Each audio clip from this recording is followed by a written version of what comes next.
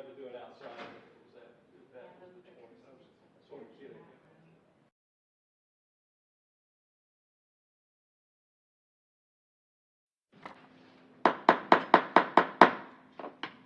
Good evening and welcome to the Leon Valley City Council meeting. Today is Tuesday, June the 5th, 2018, and it's approximately 6 p.m. in the evening. We're so glad so many of you could join us this evening. We do have a quorum. All city council members are present, and I've asked Dr. Catherine Rodriguez, our newest city council member, to please join us and lead us in the pledge. So if you could please stand. Thank you. I pledge allegiance to the flag of the United States of America and to the republic for which it stands, one nation, under God, indivisible, with liberty and justice for all. Thank you very much. Okay. Just a few housekeeping comments. If y'all would please silence your cell phones. And if you need to take a call, if you just step outside into the foyer, we'd appreciate that. And also just another reminder that we do have our local rules that do allow our citizens to participate at every agenda item. And so after the presentation and council discussion, if you would like to add something to the commentary, to the suggestions, to the discussion, just raise your hand and we'll call on you. Okay? Thank you so much. Really appreciate that. So, moving then to agenda item number 2, presentations. Number 1, Zoning Commission Annual Report. We have Dr. Hal Burnside here, who's the Zoning Commission Chairman, to present. And Dr. Burnside's been on the Zoning Commission, I believe, for 11 years, and he has not reapplied. So this is his last presentation in front of us, and we'll miss you, Dr. Burnside. Thank you so much for all that you've given to our community. Thank you, Madam Mayor. You bet. Council members. This will be a brief presentation. So I want to thank Brandon for putting this together for me. Just a brief overview of the Zoning Commission. It's an advisory board to the City Council. We have 10 members. There are 7 regular members, and we have 3 alternate members. And we meet here in the City Council chambers on the 4th Tuesday of every month. And the Community Development Department is the liaison. And the members are appointed by the City Council for 2-year alternating terms, depending on odd or even years. And so this year, and I'll get to the membership in a couple of minutes.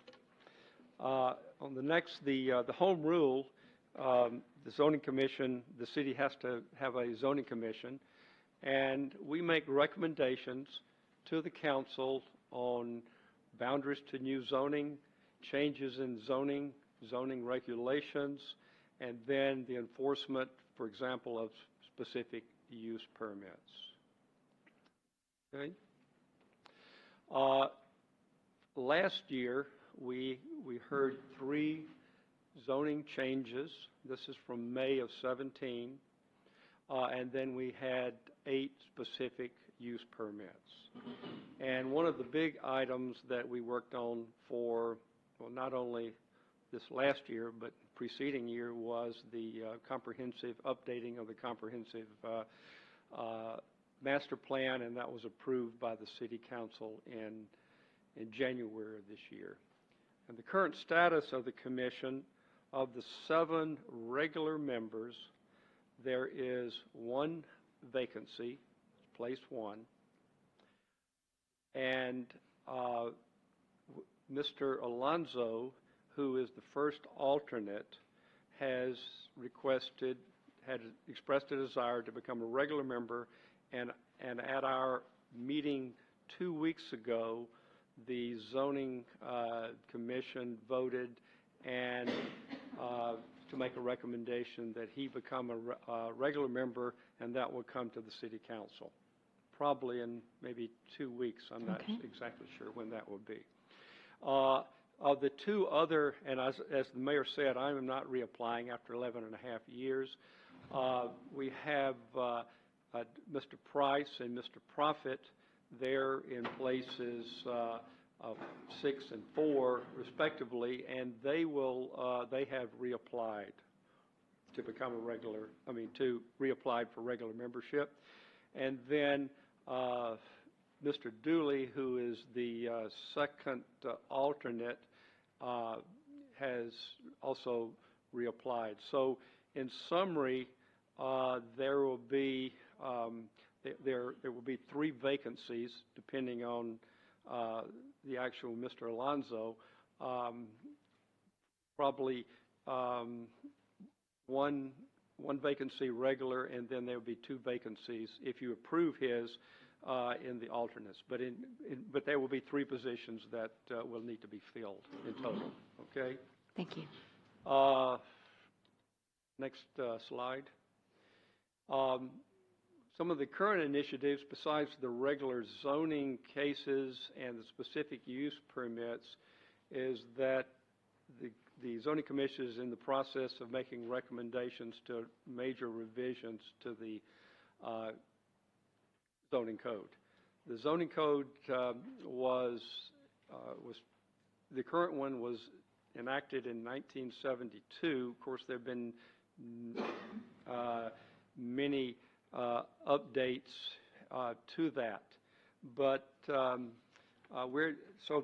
purpose of this would be to try to streamline the code, to try to make it more user friendly, to bring it up to modern standards, and to make it compatible with the comprehensive master plan. Those are some of the overriding reasons. So that process has begun in April, and the schedule, you have the schedule in front of you.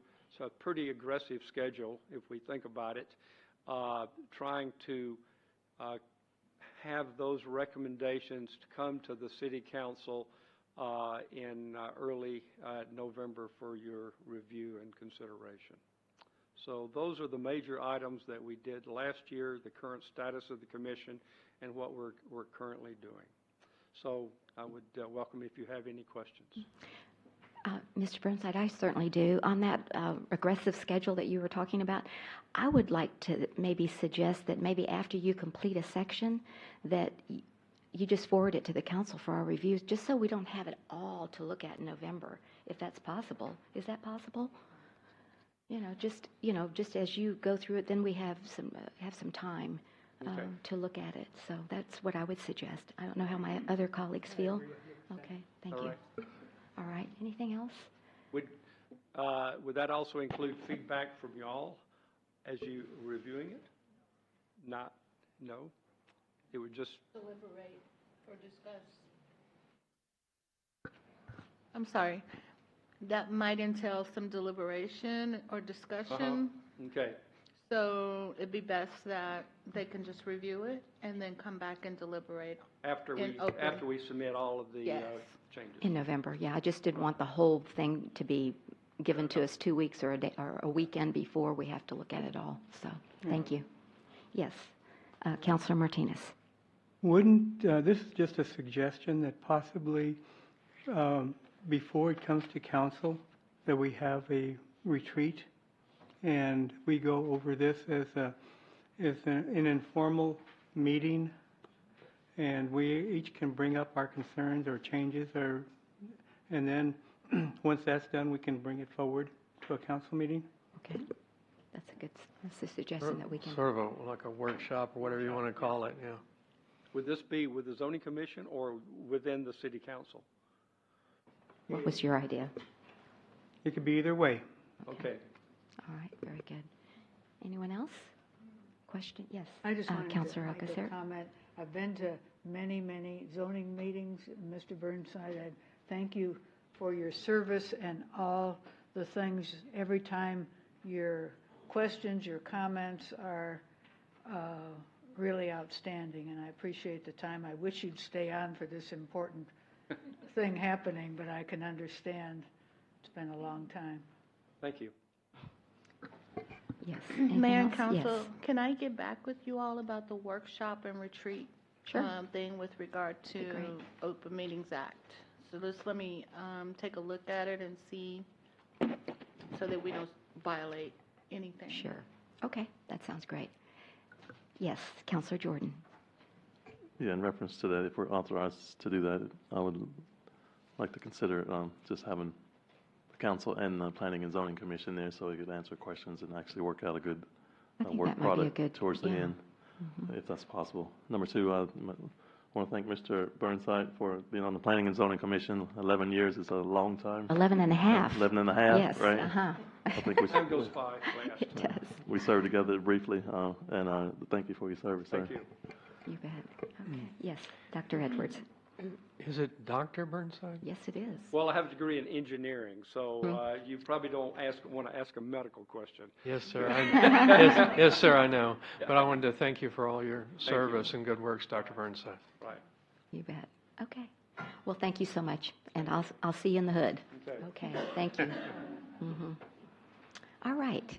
Next is our presentation and discussion on an update on the City of Leon Valley's July 4th, 2018 event, and we have Sandra Pasole, our City Secretary and primary organizer of this event, to present to us this evening. Thank you and welcome. Thank you, Mayor. So and glad you're Council. here. Thank you. Uh-huh. Okay. Let me put my glasses on, too. Excuse me, I have a little bit of a scratchy throat, so I apologize for coughing. Okay. So this is what I expect to be your last update before the big event, which is just a little over 3.5 weeks away. So I'll start with the actual event. I'm sorry, is that my phone? Sorry. What happened? That is not me. Hold on. Oh, it's your phone. You set your phone on the keyboard. Okay, so get me back to the first slide. Okay, here we go. All right, so I want to start with the sponsors for this event. Oh. So far, we have a total of $59,750 in sponsors. Because I kind of expected somebody might ask about last year. Last year, we had the expenditures were $130,602 altogether. Of that, $45,500 was your sponsorship. Okay, so we're a little bit over that this year. But, excuse me, but you're including the 32 Correct. total Yes, fund. ma'am. If But- you see the first yeah, number, it's right. 32,500. But if we took out 12.5, then we're about the same as we are from last year, right? Correct, but You'd be about 2,000 over if you took out the 12.5. Okay, I just wanted to point that out. Yeah. yes, last year the Economic Development Corporation gave 20,000. This Right. year, the Economic and Community Development tax is 32,500, with the note to try to spend 20 or less. Exactly. Trying. Thank you. Okay, so of our product sponsors, as of right now, and this is still, we're still working this. So right now we have $3,891 that were donated in products. That's the solar lighting company that's putting all the lights in the park. And then HEB is pending. And then I put Tiger because I don't want to ignore the fact that they're donating all those garbage cans, recycle bins, the roll-off. I just can't put a number to it, but it is part of their contract, but that's a product donation. And they're to the staffing them event. as And well. they're staffing as well, yeah. And And the Tiger will be HEB there. last year, didn't they give us fans and popcorn and? They I did think it was the quite a bit. food trays for the entertainment and the hospitality and council booth or tent. Okay, so,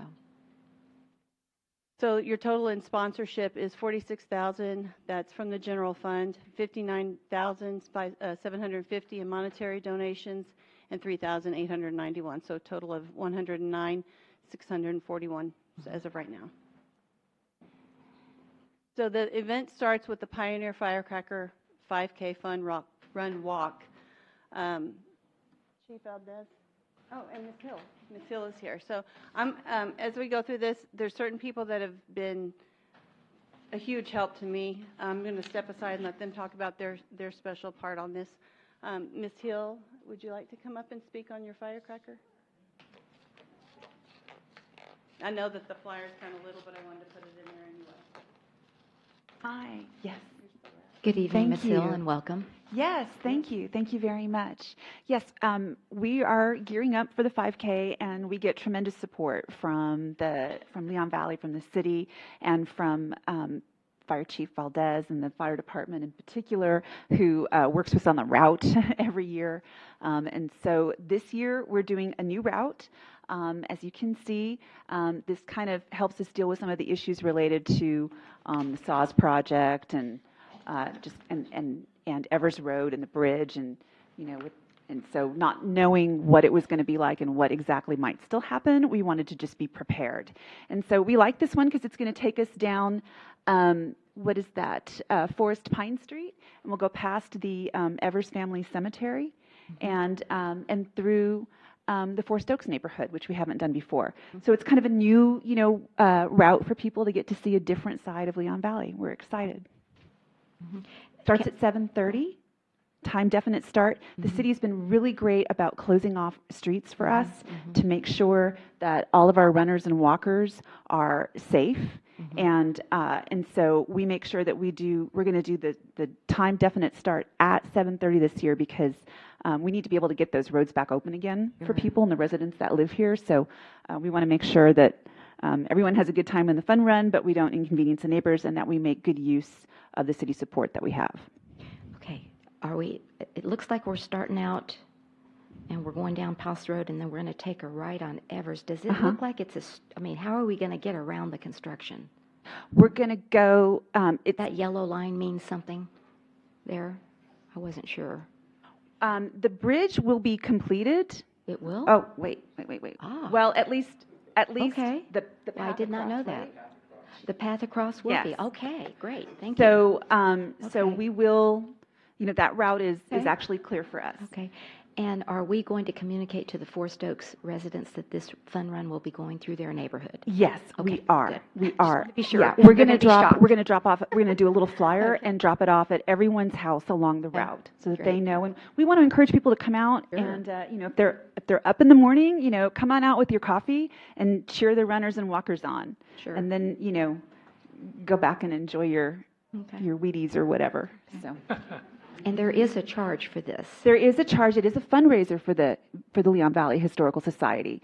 So it's, I believe it's $25 for the early bird registration until the 20th of June, and $40 for families up to 4 people. And for that, you get a T-shirt for each person in your group, and we'll have a little medal to give to everyone who finishes. And then we do goodie bags, and we have a timed, actually like a runner's chute this year, and a nice finish line with a clock. So if you're an avid runner, you can time yourself. And so we're just trying to add a few new things to kind of bring it up to the next level. Okay, very good. So you're going to start, and you're going to go on the Salazar? Yes, how are we're y'all going going to to start get from? again. We would love to start and finish from the Huebner-Onion Homestead, and it's just not working out for us this year, Okay, but that's maybe next year. Okay. So we're going to start in the parking lot of the Northwest Little League, Okay, as we that's have what in it the is. past. Okay, And very there's there's good space for us. There's plenty of parking there. So it is a good place to do the start. Okay.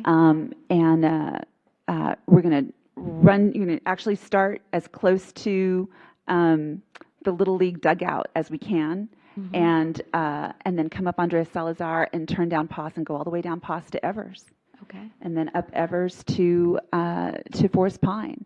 It's a pretty straight out route, and it makes for some easy positions for volunteers along the way to help direct the runners. And then we'll have a water station at the midway point. Jefferson Bank is our sponsor again, and they'll be doing the water station for us as well. Okay, very good. Yeah.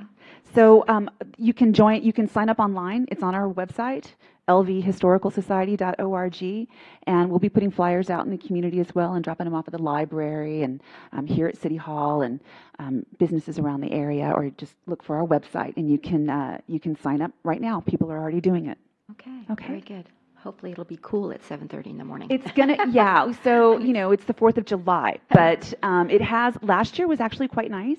Okay, And good. and it goes by fast. It's if you're running it, you're done. Those guys are. 10 to 15 minutes or Oh, less, yeah. like 8 minutes, it's crazy. And then the walkers, half an hour to 45 minutes, something like that. So you're done early. It's a nice way to start the 4th. And then you can have, guilt-free ribs and barbacoa and Yeah, there you go. popsicles and ice cream and stuff the rest of the day and not feel guilty. I agree. Yeah. All right. Yes, yes, Chief. I just wanted to Thank add. you. Yes, ma'am. I just wanted to add, make sure everybody's aware that the community can expect to see barricades out early by their homes. They can expect to see some environmentally friendly paint, washable paint on the roadways to help mark the route along the way. So we're going to work really hard to help communicate this event out to those that are affected, so that there's a least amount of impact as possible. And I'd also like to remind you that, the runner, and as she pointed out, the run starts, and really 30 minutes into it, the majority of it's over. If you do volunteer for one of those spots, just make sure you point them in the right direction, cheer them on. And let's have some fun. The run continues to grow every year. Last year was a big event. So. I would suggest to put some flyers at the pool, Forest Oaks Pool, as well. Yeah, it's. I'm sure you're going to be going by there, or kind of by there. So, okay, very good. Thank you. Looking forward to it. All right. So after the run is something new, which we moved the parade up to 9:30 a.m. instead of 11 or 11:30 a.m. in the past. So it should be a little cooler. As of right now, this is our route. Everybody will be getting lined up here at the DPS office, going down Evers to Poss, and then up here to Carvel Skate Center. In the past, council and some of our dignitaries would get off here and go into the park, but there's no need to, because the opening ceremonies are not going to start there. And you have all these people that line up down here, so we're really hoping that you ride it on out. So please consider that, council, when you're saying I'm going to be a walker. If you need a vehicle, let me know. Okay. Okay. So far, and they're pouring in. These are the participants that we have as of right now. Some of them are floats, some of them are walkers, some of them are dancers. I will say that I was told today that the Fort Sam Army Band will not be able to attend because they have military lingo. Sorry. They can't make it. They're short-staffed. They're deploying people, is what I was told. So we're still working on that part. But our Grand Marshal are these two people first that I cannot say their last names, but I will learn by the 4th. But Fiona and Mike from KSAT. They're always a Grand Marshal. They bring their own little cars from KSAT. And then we have, because we're doing a military appreciation theme, our goal was to find somebody in the community that was a veteran that we could honor in the way of having a Grand Marshal. So the suggestion, I think in March, or maybe it was more recent, was Leon Valley's very own Pedro Esquivel. And Mr. Esquivel has served in the United States Air Force during the Korean War, and he was also one of the original founders of the EEOC under President Johnson. He's also conducted some of the original EEOC investigations that are now in our history books that we're reading about. So that's kind of cool. And then after the parade, we go to the soapbox derby. But before I move on to that, any questions on the parade? Okay, so we're going to go all the way down to Carvel, and then we're going to walk to Evers and Poss for opening ceremony? We will make sure that you, council, get a ride back, but there'll be parking. Let me go back. I guess my question is, are we going just from the parade right to the soapbox derby? Yeah. Okay. There's not going to be any welcome or, like we usually do? Not at that point. Okay. There will be at the soapbox derby, and Chief will go over that. Okay. But the Miss Mauser approves. Yes. Baby Yes. Minnie Mauser. So the soapbox derby folks are going to have to meet back up here. So we're putting them kind of up early in the parade because some of the cars, derby cars, are they still called cars, are in the parade. So we're going to put them kind of at the front because they have to go all the way from here back around. So same thing with the council. We're going to get you back over there. But I put the parking on here for the public to see that there's many places that they can park so that if they want to go to the to the Soapbox Derby afterwards, they might want to think about that. And this will all be put on the website after today, so people can see that. Did that answer your question? Yes. Can I just ask you about the bridge? We're going to be able to walk across it, but we can't drive across Correct. it. Okay. So, Thank goodness. yeah, I just wanted to be sure that people knew that it was open, but only for pedestrians that day. And there'll be a fax, 4th of July fax sheet put out Okay, that'll good. answer some of those questions. And where people can go into the night function, that Right. kind of thing. Yes, Yeah. ma'am. It'll have Okay. all that'll be Great. on available for everybody. Okay. Okay. Yes, Dr. Edwards has it. Oh, I'm sorry, Lynn, go ahead. Yes, you bet. Come on. Yes, I just need to see your hand. Yes. Where the people that are walking in the parade and stuff, where can we park at the end of the route? Okay. So if you have signed up for the parade, then you're going to get an email that there will be, we're going to have pre-event meetings. They'll be held 2 days.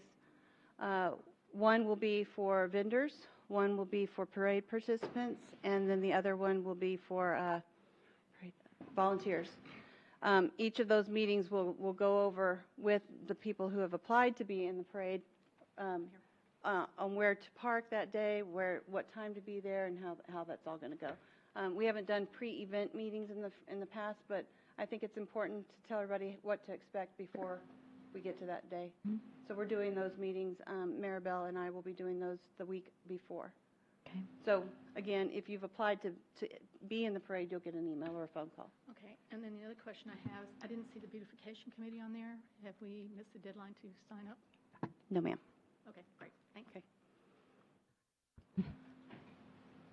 Oh, yes, Dr. Edwards. Yes, sir. I really enjoyed the marching band, the military marching band. Are you making an effort to find some sort of marching band? You bet. I was in contact with the Navy today. Army shot me down, not literally, but but yes, I was in contact with the Navy today, or the Navy folks, and so we're working together. Okay. I don't know. I try not to follow the news, but I guess there's something going on.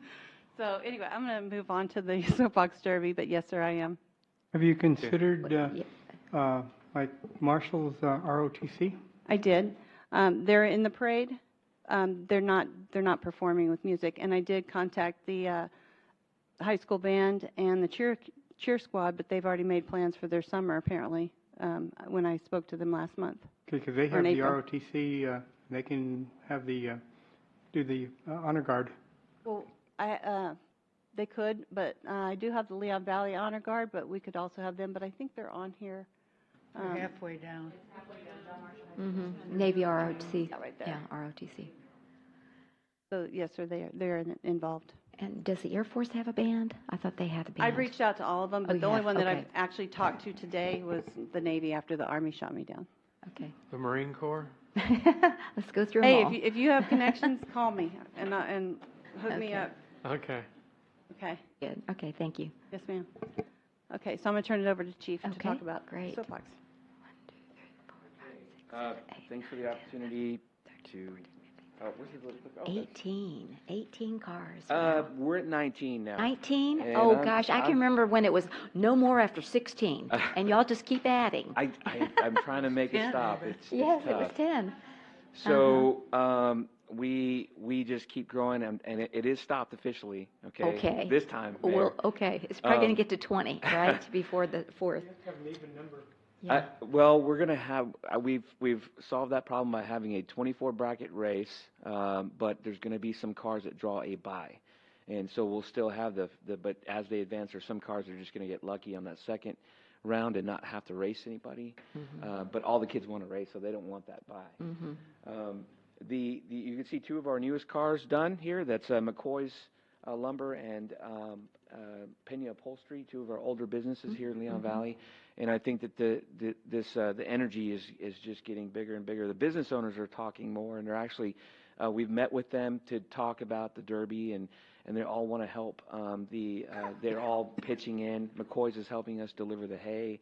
Bannis went and helped us. We got a donation of ramps to launch the cars off of from Houston.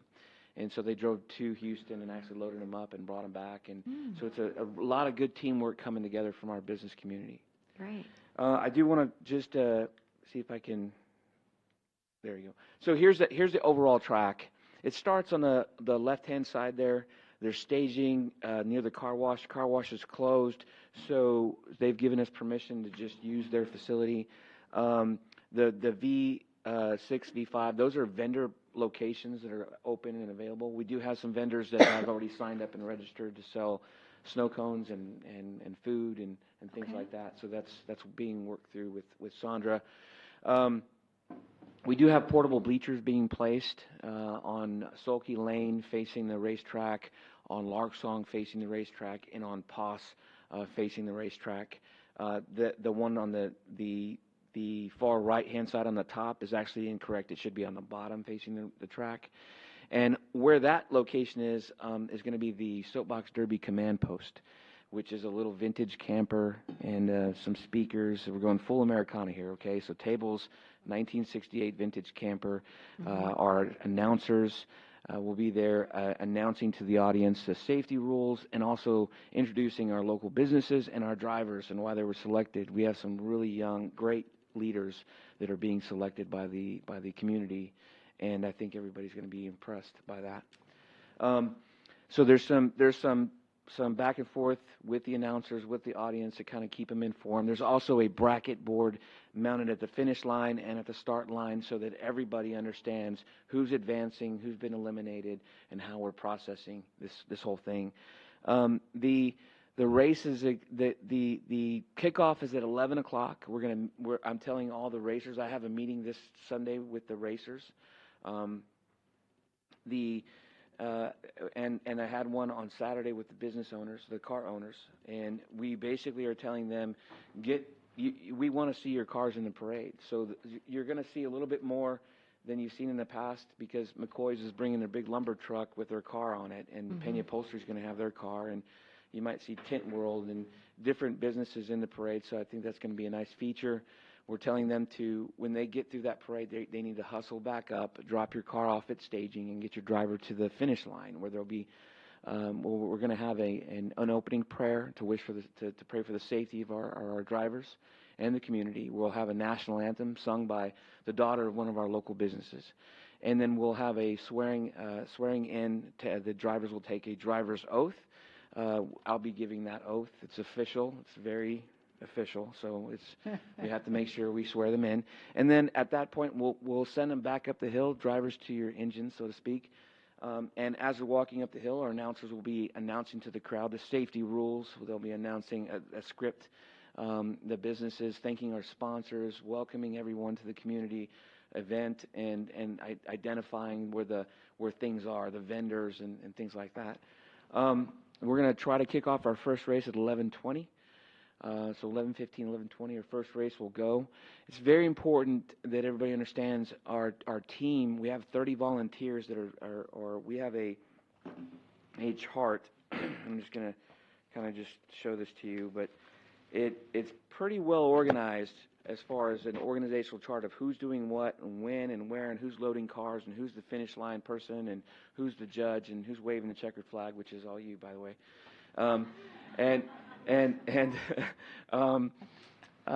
It's important to note that once we have a race happen and they finish, we're going to get them off the track and put them on a shuttle, wave a green flag, and radio up front saying that they're clear to go, and hold those racers, send the next two down the hill, and as soon as they finish, the other two go back up the hill, and we're going to try to get a race done every 3 to 5 minutes. That's the goal, so that it would be fairly quick. We're anticipating having our championship race right at 1 o'clock, and it'll just come down to the two racers. I don't know who it's going to be yet, so that'll be exciting, and then we'll move everybody to the park entrance, where there'll be a podium presentation, trophy presentation, medal presentation for all our champion drivers, and there'll be pictures. We do have a banner covering the Rimkus Park sign just for that event. It says Leon Valley Soapbox Derby. Great for picture backdrops and things like that. Once that's done, we're going to take all the cars and take them to the large pavilion where they'll be on display. And for the remainder of the event, we're going to have coin toss for your favorite car. And you vote on your favorite car by tossing change or money in it. Oh, wow. And That's pretty good. all the money goes to a local driver, one of our drivers. Of course, all the owners are wanting to buy the Viewer's Choice trophy, so they're going to be coming with cash. So they'll put it in their own car, which is good. The benefactor is young Rayleigh Ellis. She's an 8-year-old little girl driving for Bannis Towing. She lost her dad in a tragic accident last month. So we're going to try to help her out. Sure. We'll announce the Viewer's Choice Award on stage later on in the evening, and then we'll take all the cars, secure them back to the fire station, and enjoy the rest of the night. That's where we're at. Oh, sorry. Go ahead. Really important, really important. We have driver training coming up. So this Sunday from 9 to 10:30, 11 o'clock, we have a driver orientation. We are going to send the drivers through a rigorous course where they'll be pushed and have to stop and steer, and then they'll be put on a ramp, and they'll have to be launched off the ramp and show that they can control the vehicle. We'll get their registration, their waivers, all their information, take their pictures with their cars, and then we're going to give them their learner's permit that allows them the opportunity to drive down the hill on Evers for a training drive. That's going to occur on the 17th of July. It's a Sunday morning at 6:30 in the morning. June. Yeah. Thank you. Mhm. Thank you. Right. June 17th from 6:30 to 8:30 in the morning. It's a Sunday early morning. We picked that day to make the least amount of impact on the community as possible. And we're going to make sure our drivers can make it down the hill safely, help them in any way we can, inspect those cars, weigh them in, and then make any corrections necessary we need to for the next 2 weeks. On July 1st, we'll be doing it again. So we'll do one more trial run for 2 hours. Then we're going to weigh the cars, impound the cars so nobody can touch the cars, and then deliver them for the parade. Okay, so we'll be communicating that message of training days to the community as best we can, and we'd ask for your help on that too. Chief, I just had a question because I'm trying to figure out, when they go down the hill, and then you said 2 will go down, then 2 will go down, and then you're going to send them back up the hill, do they walk, or what do they do with their car? I mean, are y'all going to... Great question. I mean, I'm just, like, how did it get back up to the hill? So it's a great question. So what we're doing is we're racing in the 2 center lanes. I'm sorry. Okay. Oh, thank you. Okay. Oh. So we're racing down the center lanes, Okay. 1 and 2. Lane 1 and lane 2? Okay, Yes, ma'am. I see. The Return shuttle. outer lanes Okay. are going to be the return shuttle lanes, and we have hay up against the curb where the orange stripe is on both sides. The other derbies don't really have hay. They just have concrete or a railing. The hay really is to protect the crowd. It's not really to protect the driver. That's something I learned. But we have UTVs, a little like a Kawasaki Mules and things like that. And Pena Upholstery has a little car that they're going to help with a little trailer. And so we have volunteers that are going to be at the finish line to get the kids out of the car, buckle them into a front seat of a mule, and then put the car on the back of the mule, strap it in, and wait to be shuttled back up the hill. This is a production. Yes, ma'am. I'm telling you. Wow. Okay. Very good. Any questions? Yes, Dr. Edwards. How long is the race? I mean, the distance? So it's a quarter mile. Oh, okay. Yeah. About how long does it take them to cover that? Well, that's the question. That is the question. 'cause we then they're we gonna did a get the training drive. prize. We did a training drive, and it was 1 minute. Wow. But we hit top speeds of 26 miles per hour. We're anticipating to go a little faster than that. They go 35 miles per hour in Akron. The world record's like 80-something miles. It's ridiculous. Really? So we're not going to do that. But we're hoping that the team is coordinated enough, and we have some key players. The person at the top of the hill is a fire officer, and he's talking to another fire officer down at the bottom of the hill, and he's got a team of volunteers loading and unloading, and we have a police officer helping to unload the cars and prep the kids, and we have rehab established for the drivers. And you say it's a lot of coordination, and it is, ma'am. A lot of it You comes bet. with the businesses. We have some fantastic business owners that are just coming together saying, I got that, don't worry, I'll take care of that. Oh, that's great. And that's where really it comes down to. You know, I'm just wondering about crowd control. Yeah. I mean, because people are on the sidewalks when we go down the parade. Are you going to move them back, or can they stay there? Are you going to have a rope, or what? So my, ideally, ma'am, what we would be able to do is set that hay out the night before.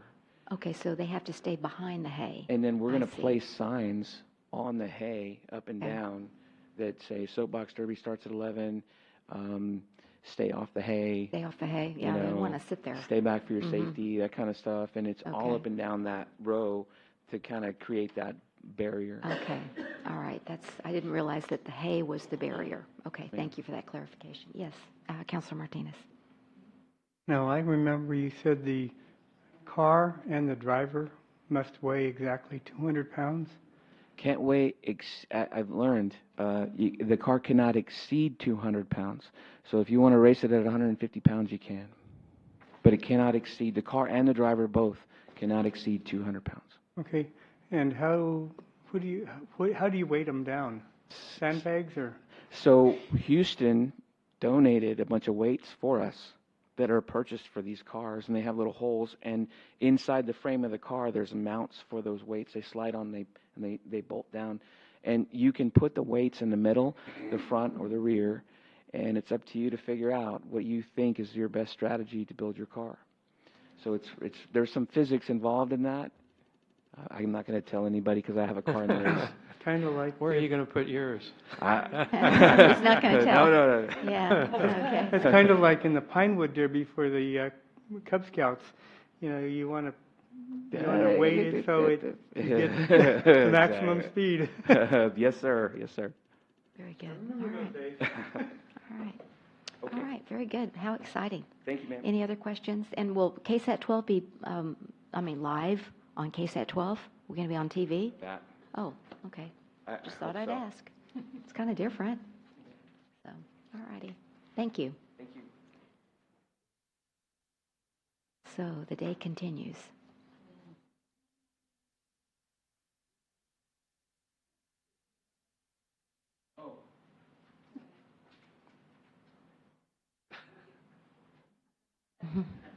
Okay. To answer your question, KSAT will be there. They're just not the announcer for the event. I was just wondering if they were going to put it on TV. No. Or they'll probably film a little bit of it to run at the 5 o'clock news or 6 o'clock news. From what I or something. understand, they're doing the parade, and then they're taking a break, and then coming back in the evening. Oh, okay. But All right. they'll So be they won't in there the at area, soap yes. opera. Okay. Great. Thank you. Okay.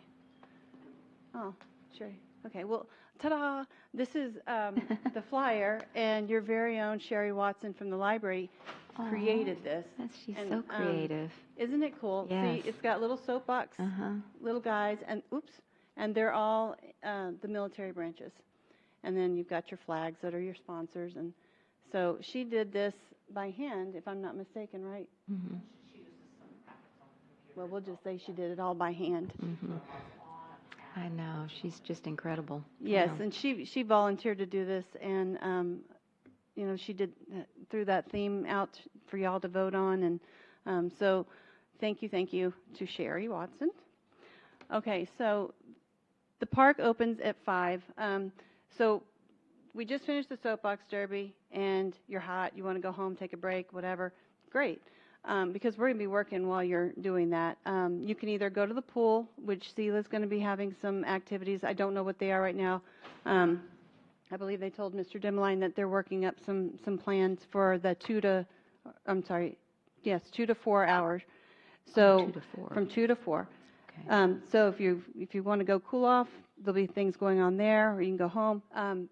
The vendors will be allowed to come into the park beginning at 2. So in that area, it's going to be kind of crazy. You're going to want to go to the pool and probably stay there for a while. So our entertainment, well, I think I got a slide out of whack, but our entertainment this evening so far is, and I will ask Ms. Alcacer to please read this because I'm not really good at it. the flamenco, it should be musico, The- dancers featuring Mari La Chiquita. Yes, and she's an amazing little dancer, and that's her grandpa behind her. He plays the music for her. Is she and- local? I think they're in Helotes. Okay. Close That's enough, local. yeah. Mhm. She's 11 years old, and she competes, and she puts on quite a show. Some of the staff and I've been watching her, and she's just amazing. Wow. So she's going to be doing 30 minutes of a show.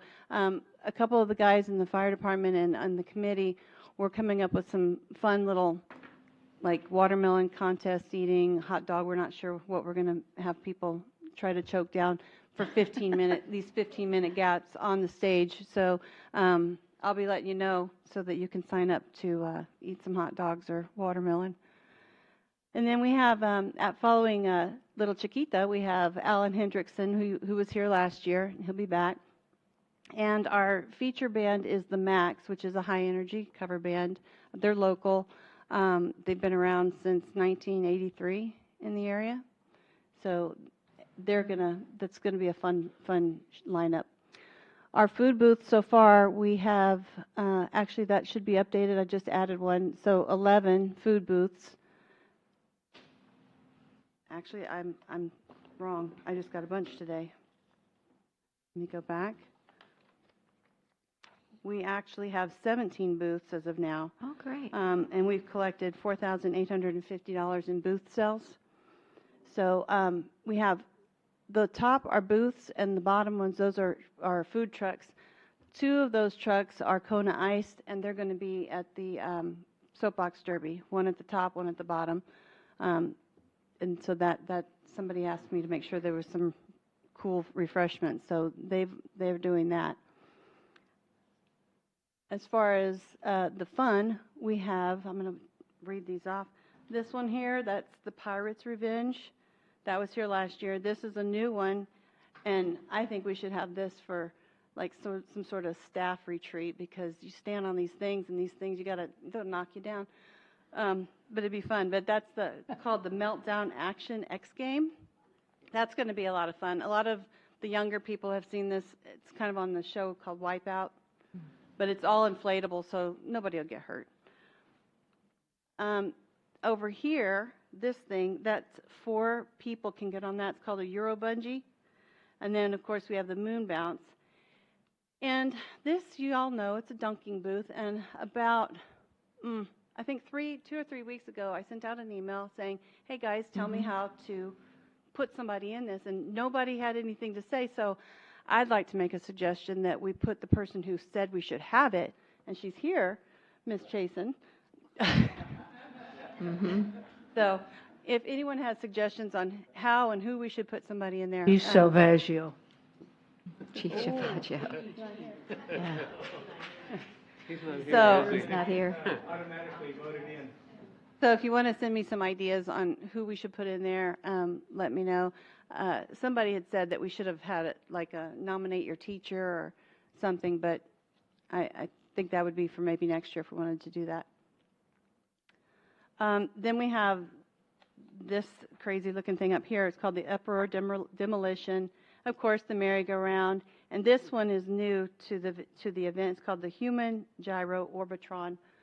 I just see vomit, but the young people will like it. Is that one of those 3 or 4 rings? I think so, and it's just goes you have to, spin. it'll spin, and you have to, if you control it, you can stay upright, otherwise you're...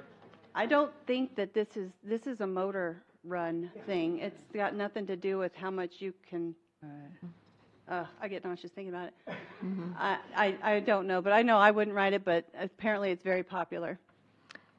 So the next steps are the banners will be going up next week at these 3 locations. This is the banner this year right here. And then postcards will go out on the 15th. We were waiting to send everything out till after tonight. That way, if you had any changes you needed me to make or whatever, we could do that. But other than that, we're going to be blasting this out tomorrow with the flyer and everything. I just didn't want to do it before we met tonight. The one thing I would suggest that you put on the flyer is free admission. That I didn't see it anywhere. I didn't see it on Sherry's beautiful can you see it? I could not see it. And I think that's very, very important so that people know that they can come free. Now, of course, it says no food or drink, so that's kind of a given, that you go in there and you buy your own food and drink. And then also, is the carnival like $15 for the band again? Yes, the wristbands are Okay, so 15 I in don't know. advance. It's not on there, I'm sorry, it is on my notes, that was my next. Right. Wristbands will go on sale tomorrow, depending on, what you guys think tonight. $15 in advance, and then they sold them for $20 at the So event I think last that would be year. important. And then I'm just assuming that the Historical Society, y'all are going to get some advertisement on your event because that also is a charge. So I just think people need to know what's free and what's not, and that would be my suggestion. Yes, ma'am. And we are going to be blasting a lot of information out beginning tomorrow. We have a brand new clear bag policy that I Right, I ran had that through security. the chiefs, yes. Everybody's approved it, so it's ready to go. It's really, it's San Antonio's policy that they use for the Alamo Dome, but it's just tweaked for Leon Valley. The wristband sales will be going out, the event lineup will be going out, the flyer, everything, starting And then- tomorrow. Are there any shuttles? Yes, ma'am. Oh, there are. Okay, so shuttles, parking, that All that information will be pushed out. Okay, And great. some of the MACs, they're going to be putting our flyer on their website and pushing that, hey, we're going to be at this location. So there's a lot of other people that are going to be putting this information out. iHeartRadio, KSAT, that'll all start probably in the next week and a half. Okay, great. Thank you. Yes, sir. Any other? Yes, Dr. Edwards. Last year, there was a little bit of issue with the fences and, people getting around them, or are there going to be fences up this year? Yes, there is a fence. It's actually, I would say it's been cleaned up a little bit. It's more of a boxed in. Oh, There was, okay. bless you, there was a section by the large parking lot. I don't know if you remember where you cross over the bridge to get into the park. There were a lot of people that didn't want to get rid of their ice chests, and so Yeah. they kind of planted themselves right there, but that's really too close for the fireworks. So that's all going to be fenced off this year. And again, all that's going to be pushed out in all the social media that we have. And how many entrances? Two? Two. Just the two? Well, there's Okay. two, and then there's an emergency exit, I guess that's what you call it. Okay, so you can't get in on Forest Meadow, correct? Okay. It'll be at the corner of Poss and then that main entrance into the park. Right, okay. Okay, thank you. Are we good to go? Councilor Alcacer. I had one big problem I saw last year that I'm not sure just saying no food or drink. There were tons of people who brought water bottles, the plastic kind, and so they were taking them all away from them, and there were large barrels full of water. It seems that we need to make that clearer or let them bring a water bottle. I don't know. I have a problem with that. That will be pushed. I will say that I spoke with Tiger, and we're going to have maybe triple the amount of recycle containers at the entrances, so that when we do have to throw them out, we pour them out immediately and throw them in there. I'll also be pushing for the public that if you're going to put something in the recycle bin, it has to be empty, because I've been told if there's one thing in there that's got liquid in it, the whole batch is contaminated. So all that's going to be pushed out to the public as well. I was thinking as much for the people. I know we had some free water, but everybody didn't have access to it. And, you come in with a family of 7 and they have $6 lemonades. It's kind of hard for some of the families who think they're coming to a free event. Yes, ma'am. And- Ms. Alcazar, the city's going to be having the water booth this year, and instead of a vendor selling it for $2 a bottle, we're going to sell it for 50 cents. Okay, that'll be It's great. where families do have Push water. Yeah. That's great. Yeah. Good. All right, Okay, thank you. good. Yeah. Just have a big sign, though, no water bottles. All right. Well, thank you for all of your efforts and I know there's all the staff who've worked so tirelessly on getting this all together. So we appreciate it very much. Thank you. All right. Then moving then to agenda item number 3, our city manager's report. Good evening, Ms. Kinsler, and welcome. Good evening. Thank you, Mayor Council. Wanted just to take note of the 2 soapbox derby cars up here. Chief Valdez has this evening sponsored is McCoy's over on that side, and then Pena Brothers Upholstery is over here. And so we try to display the different ones for you. And so we have 2 new ones tonight. And just wanted you to take notice of them. And we sure appreciate all the cooperation and participation from our local businesses. Wanted to just follow up a little bit more. First of all, a huge thanks to Sandra for her coordination. She's extremely organized and does a wonderful job, has done a wonderful job with this 4th of July event. I rely on her organizational skills all the time, and she always comes through. So kudos to her. She's very, very good at this.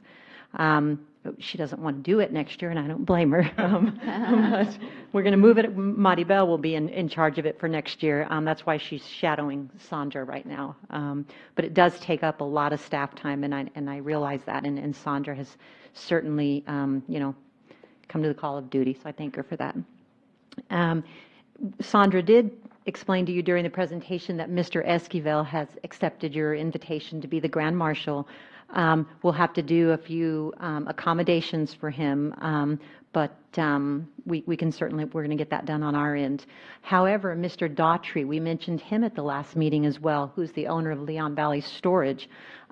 He called me. His business is still participating with the float. They're going to have a soapbox derby car in the race. They're also a sponsor for our 4th of July event, but he personally can't be in the sun right now. It's not medically prudent for him, so he had to decline the Grand Marshal offer. He said he'd be honored to do this next year if he was medically able, or if the opportunity arose again, and he wanted to make sure that I thanked every one of you for acknowledging him and his business. Chief already gave you the Soapbox Derby update. Just wanted you to know that they would be training at the fire station June 10th at 9.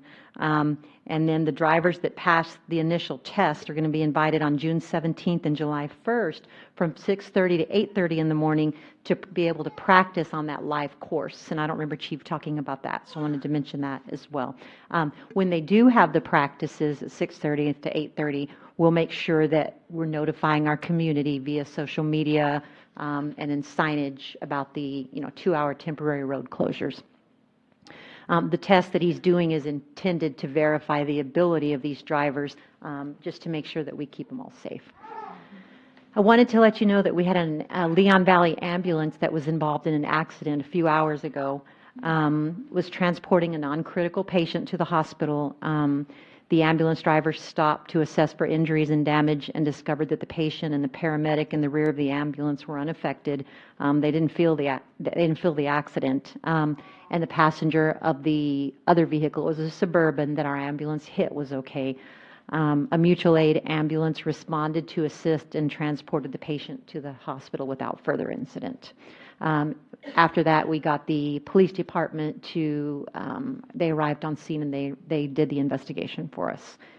The firemen did do a voluntary drug test afterwards, and everything was fine. So right now we're just in the stage of arranging for the necessary repairs on the police reports. Sela Aquatics is sending a newsletter to those that have signed up for swim season passes. And I got to see their first newsletter. It went to the first one. They had 86 season pass holders already, whether they be individual or family pass holders. But that's who had registered by the time they sent out their first newsletter. And the newsletter was really neat because with it was a link to their website, with the calendars and all the activities that Sela's doing. So I was very impressed with their first newsletter, and with the website. Both employees and 2 counselors have asked about active trainer shootings. The police department is in the process of getting their own staff trained first, and then they're going to work out some recommended dates for training for staff and counsel regarding active shooter scenarios. So I wanted to give you an update on that and let you know we weren't ignoring that, but we've got to train our own first. This is really exciting. We want to announce a newest parks, one being the Old Mill Park and the other being the Silo Park, are being developed with interactive playscapes. And we put it out on our Facebook today, and it'll be in the Lion's Roar, and we've got it on our social media. So residents can bring their children to the park, and what they do is they download an app. It's called Biba, or BIBA, on their phones.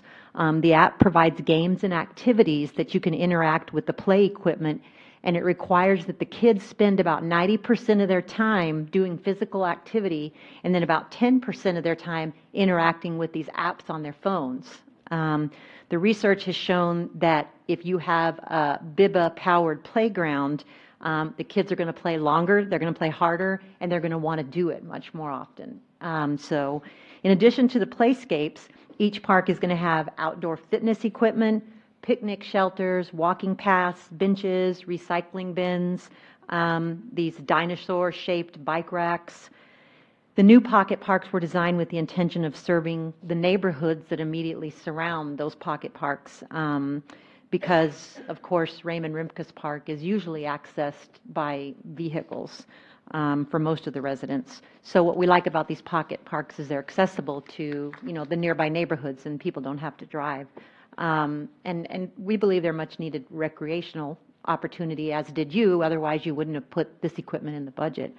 But these parks should be completed by midsummer of 2018.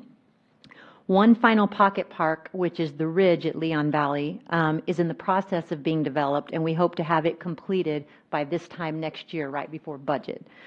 It too is going to feature that BIBA interactivity, along with all the other amenities that you already know about. So Melinda was pretty stoked about her BIBA equipment today, so wanted to make sure you knew it was there, and it'll be neat to watch, kids play with it and be able to play games on the equipment. And so if research is right, it'll get kids out there, for a longer time and have a more vigorous type workout.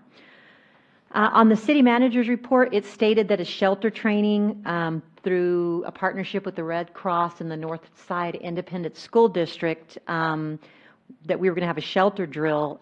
It said that it was held on June 9th from 8:30 to 3 p.m. That was incorrect. That obviously has not happened because it's not June 9th yet. But I had 2 council members point that out to me. I thank you for that, and I apologize for that error on the report. But it will happen this coming Saturday at 8:30 in the morning. Upcoming events, we have a regular city council meeting 2 weeks from tonight at 6:00 p.m. The library summer reading program will kick off this Saturday, June 9th. Leon Valley swimming pools opened Memorial Day weekend. The next impound lot auction is scheduled for June 28th, right there behind the conference center. The library board of trustees meeting is canceled for the month of July. And the regularly scheduled city council meeting for July 3rd, you all agreed to cancel that the last meeting. Committee meetings that we'll have in June feature the Tree Advisory Board meeting, June 11th, 6:00 p.m. at the Public Works Department. Library Board of Trustees, June 12th at 5:30, the Leon Valley Public Library. The Park Commission will meet June 14th at 7:00 at the Conference Center. Pool Advisory Committee will meet June 18th at 7 at the Leon Valley Conference Center. Police Advisory Committee meets June 20th at 6:30 p.m. right here at City Hall. And then finally, your Zoning Commission meeting is June 26th at 7:00 p.m. at City Hall. So lots of upcoming meetings in June. I believe that's all of them. And with that, I would stand for questions. Okay, thank you very much. I had one question because I keep getting this asked of me in the neighborhood. 2 things. When is the expected date of the Evers Road Bridge completion? Mayor Council, right now, the expected date is the end of July. End of July? Yes. Okay. And Not second- that won't change. Okay, I understand that. And then secondly, I had a neighbor stop me this morning and said, are we spraying for mosquitoes? And if so, when? And I said, well, it hadn't been raining, but... Mayor they Council, I still- know we're spraying for mosquitoes, but the person who knows better than I is sitting... Uh-oh, she left. She left. Okay. So there's one. I said that I would get back with them on that. There's one. He Okay. knows better than I as well. I read the email that we were spraying, but I can't Okay. tell you the specifics. So, But thank Mr. you, Dimmeline Mr. can. Dimmeline, I appreciate that. Hi, Mayor. Hi. We have sprayed twice in the month of May, and we're going to continue, so the next time will be in about probably next week. So 2 times in June, 2 times every month? Yes, twice in May, and we'll continue through the summer. Okay, and this is like at 3 o'clock in the morning, right? It is, yes. Right, that's what I It's thought. late or early in the morning. when there's less traffic and pedestrian activity. And is this the entire city at one time? Yes, Or do you have it in pretty quadrants? much, we've got it down to where we can do almost the entire city in one go around. So Okay. sometimes we do go into the next day. Okay, very good. Thank you. Yes, I'll get sure. that information back. Yes, Our Councilor area is Alcacer? particularly bad because of the water that remains right by the poles and the water that, because of the way they're doing the creek, when they had the excess water, they shot it over the hill and onto our side, and it left holes that the water stays in, and we have really bad mosquito problems. I wonder if the area like on Alverde and AIDS and that can be done more. We can definitely do that. You know, and I know what you're saying as far as it kind of holding more water during the construction process. So we'll focus more on El Verde and kind of the area back over Samaritan AIDS area. Definitely. And that we do get quite a few calls in that area, so we try to concentrate our efforts in And that I don't know area. if they've put those mosquito things, that also helps if they've thrown them in. We They were do have supposed to those do as that. well. That's a good suggestion. We can definitely put those in and that'll, you know, basically that helps with the those larvae, last for about like a 15 to 20 day cycle. So that would be a very good addition to what we're doing. Thank you. Thank you, sir. You bet. Yes, Councilor Martinez. I've got a question for our city manager in reference to our police procedures on impounding cars. Is there any kind of a written policy on the procedures for impounding cars? I had a resident that I guess they're down in their luck and they were staying with a neighbor or with somebody who lives in Leon Valley, and I guess the mother's sick, and they sent their son, or I think no, the daughter, to the store to get some medicine, and she does not have a license, and they stopped her, and they towed the car when, you know, if she was allowed to make a phone call, somebody, you know, could have walked a block or 2 blocks over and driven the car home instead of it being towed and having to pay the impound. So Mayor, Councilor Martinez, there are two things there, internal policies and then there's also the law. So the answer is yes to your first question. To the second one, I don't know the specific case, but after the meeting, if you'll give me the specific case, I'll look into it for you and be able to, you know, give you a little better answer on it. Okay, I'll forward that in the morning. Okay, thank you. Thank you. Anyone else? Yes.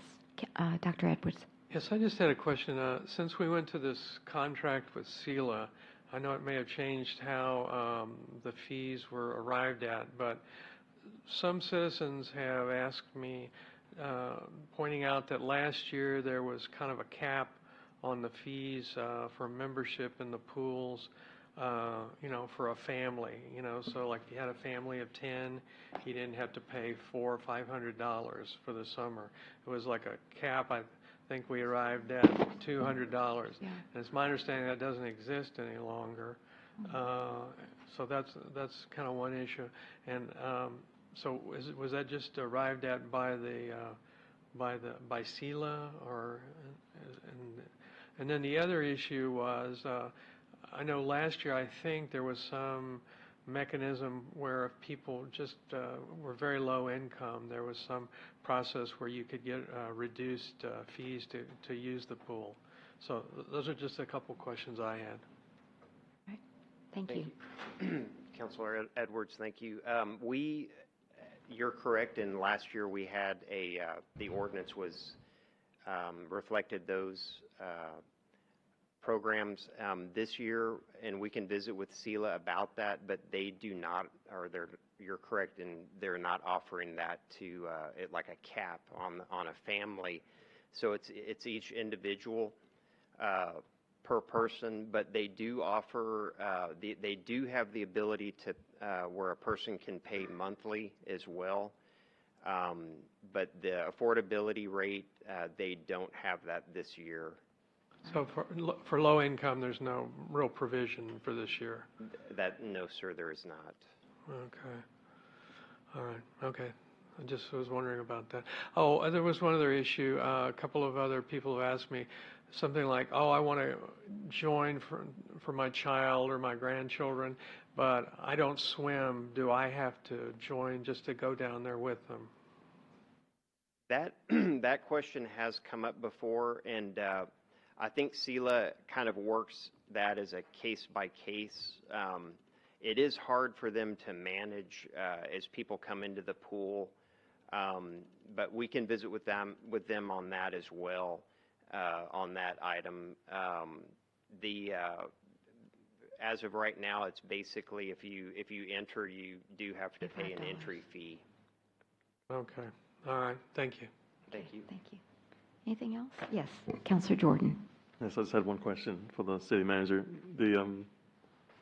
The newsletter that SELA sends out, you said that's just for the people that register for swimming, is that correct? Or Mayor, Councilor Jordan, that the first newsletter that they sent out, yes, that was for the pass holders. That is correct, because that's how they were able to obtain their email addresses. That's how they're building their database. But we could certainly attach SELA's newsletter, and send it out, or send, their website link out on the e-news. right, that would be great. If we could get an update also with the council, that'd be great on what's going on from month to month. Okay. Thank you. I think you said there was only 86 pass holders. We have 2,500 houses in Leon Valley. So. And this was their first newsletter, which was a week or two back. So I don't know how many there are today. I'm not sure. Very good. And don't forget the 86 could include, that 86 news went out. That 86, what if I was, Mrs. Martinez, and I have two. Exactly, and I had a family of 4. That's right. Right. Exactly. Okay, very good. Anything else? All right, then we will move then to agenda item number 4, citizens to be heard. Is there any citizen or guest that would like to address the council at this time? Please come forward, state your name and where you live, not your address, just the city that you live, and you have up to 5 minutes to speak during citizens to be heard. Oh, good evening. Ms. Jason, are you ready to get dunked? Oh, yeah, sure. Okay, good. All right. I do it almost every day anyway, working in the yard, falling in the pool. So okay, there you works. go. Great. Good evening. Good evening. I'd like to know what the status is of the city hiring a full-time ACO officer. I understand it's processing, but I have been waiting over 13 and a half weeks for 2 large traps, and I am feeding 14 cats to keep them near the house so I can get them trapped and fixed. Right. That's all right. Yes. Ms. Kinsler, if you'll address that, please. Thank you. Mayor, council, Ms. Chason, in fact, that's one of our items this evening, is a budget adjustment for the police department so that they can order 20 more traps that are actually much better than the traps that we have. It's 20 or 30, I can't remember. 20? Okay. 20. And then as far as the animal control, what is the start date? So we were waiting, we just sent him the final dates. Put your microphone on. Sorry, didn't realize it was on. So we had to do background and drug screening on him. I just got the results in on Monday, so he was contacted to get a start date, but he has to put his 2 weeks notice in. But I will state, Heather Rodriguez is a full-time animal control officer. Yes. So I just want to make that clarification. Okay, and I understand that and respect that, but Heather promised me 2 large traps over 13 and a half weeks ago, and then she's been out of pocket and not responding. Ms. Chason, I'll make sure that Heather Rodriguez responds to you. We had a very nice phone call conversation 13 and a half weeks ago. Okay, and then she went out on medical leave, but she's been back for 2 weeks, so, okay. Okay? Okay. Thank you. Thank you for bringing that to our attention. Do appreciate it. Anyone else? Yes. Mr. Ritter, good evening and welcome.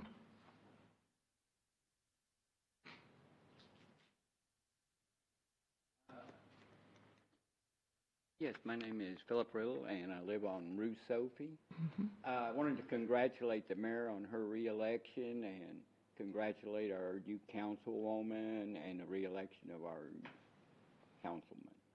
Thank you. My question was, I was watching the national news, and they said that due to the tariffs on aluminum and steel, I believe, that China was our main buyer for our recycled materials, and that they were no longer buying those. Oh, So boy. my question is there any reason to keep on recycling and separating our garbage if it's not going to be sold and just go to the garbage dump? Okay. And of course, I assume you could ask Tiger about this. Definitely. That is a Tiger question. Right. And they've been That very was- responsive, so. Mayor, Council, Mr. Riddle, I have not heard from Tiger to stop recycling anything that we're currently recycling. As far as the city of Leon Valley and Tiger are concerned, we continue to recycle. We have heard nothing different. I will inquire tomorrow just to make sure that there's nothing coming in the future, and if there is, we'll certainly let you know about it. But they've been great about communicating with us, and as far as we're concerned in our contract with Tiger, they continue to recycle. In fact, they plan on being there for the 4th in an effort to help us recycle, because in the past, the recycling at the 4th of July has been what you call dirty recycling. We had to throw it away. And so they're going to have some staff members there so that we can try to keep the recycling clean.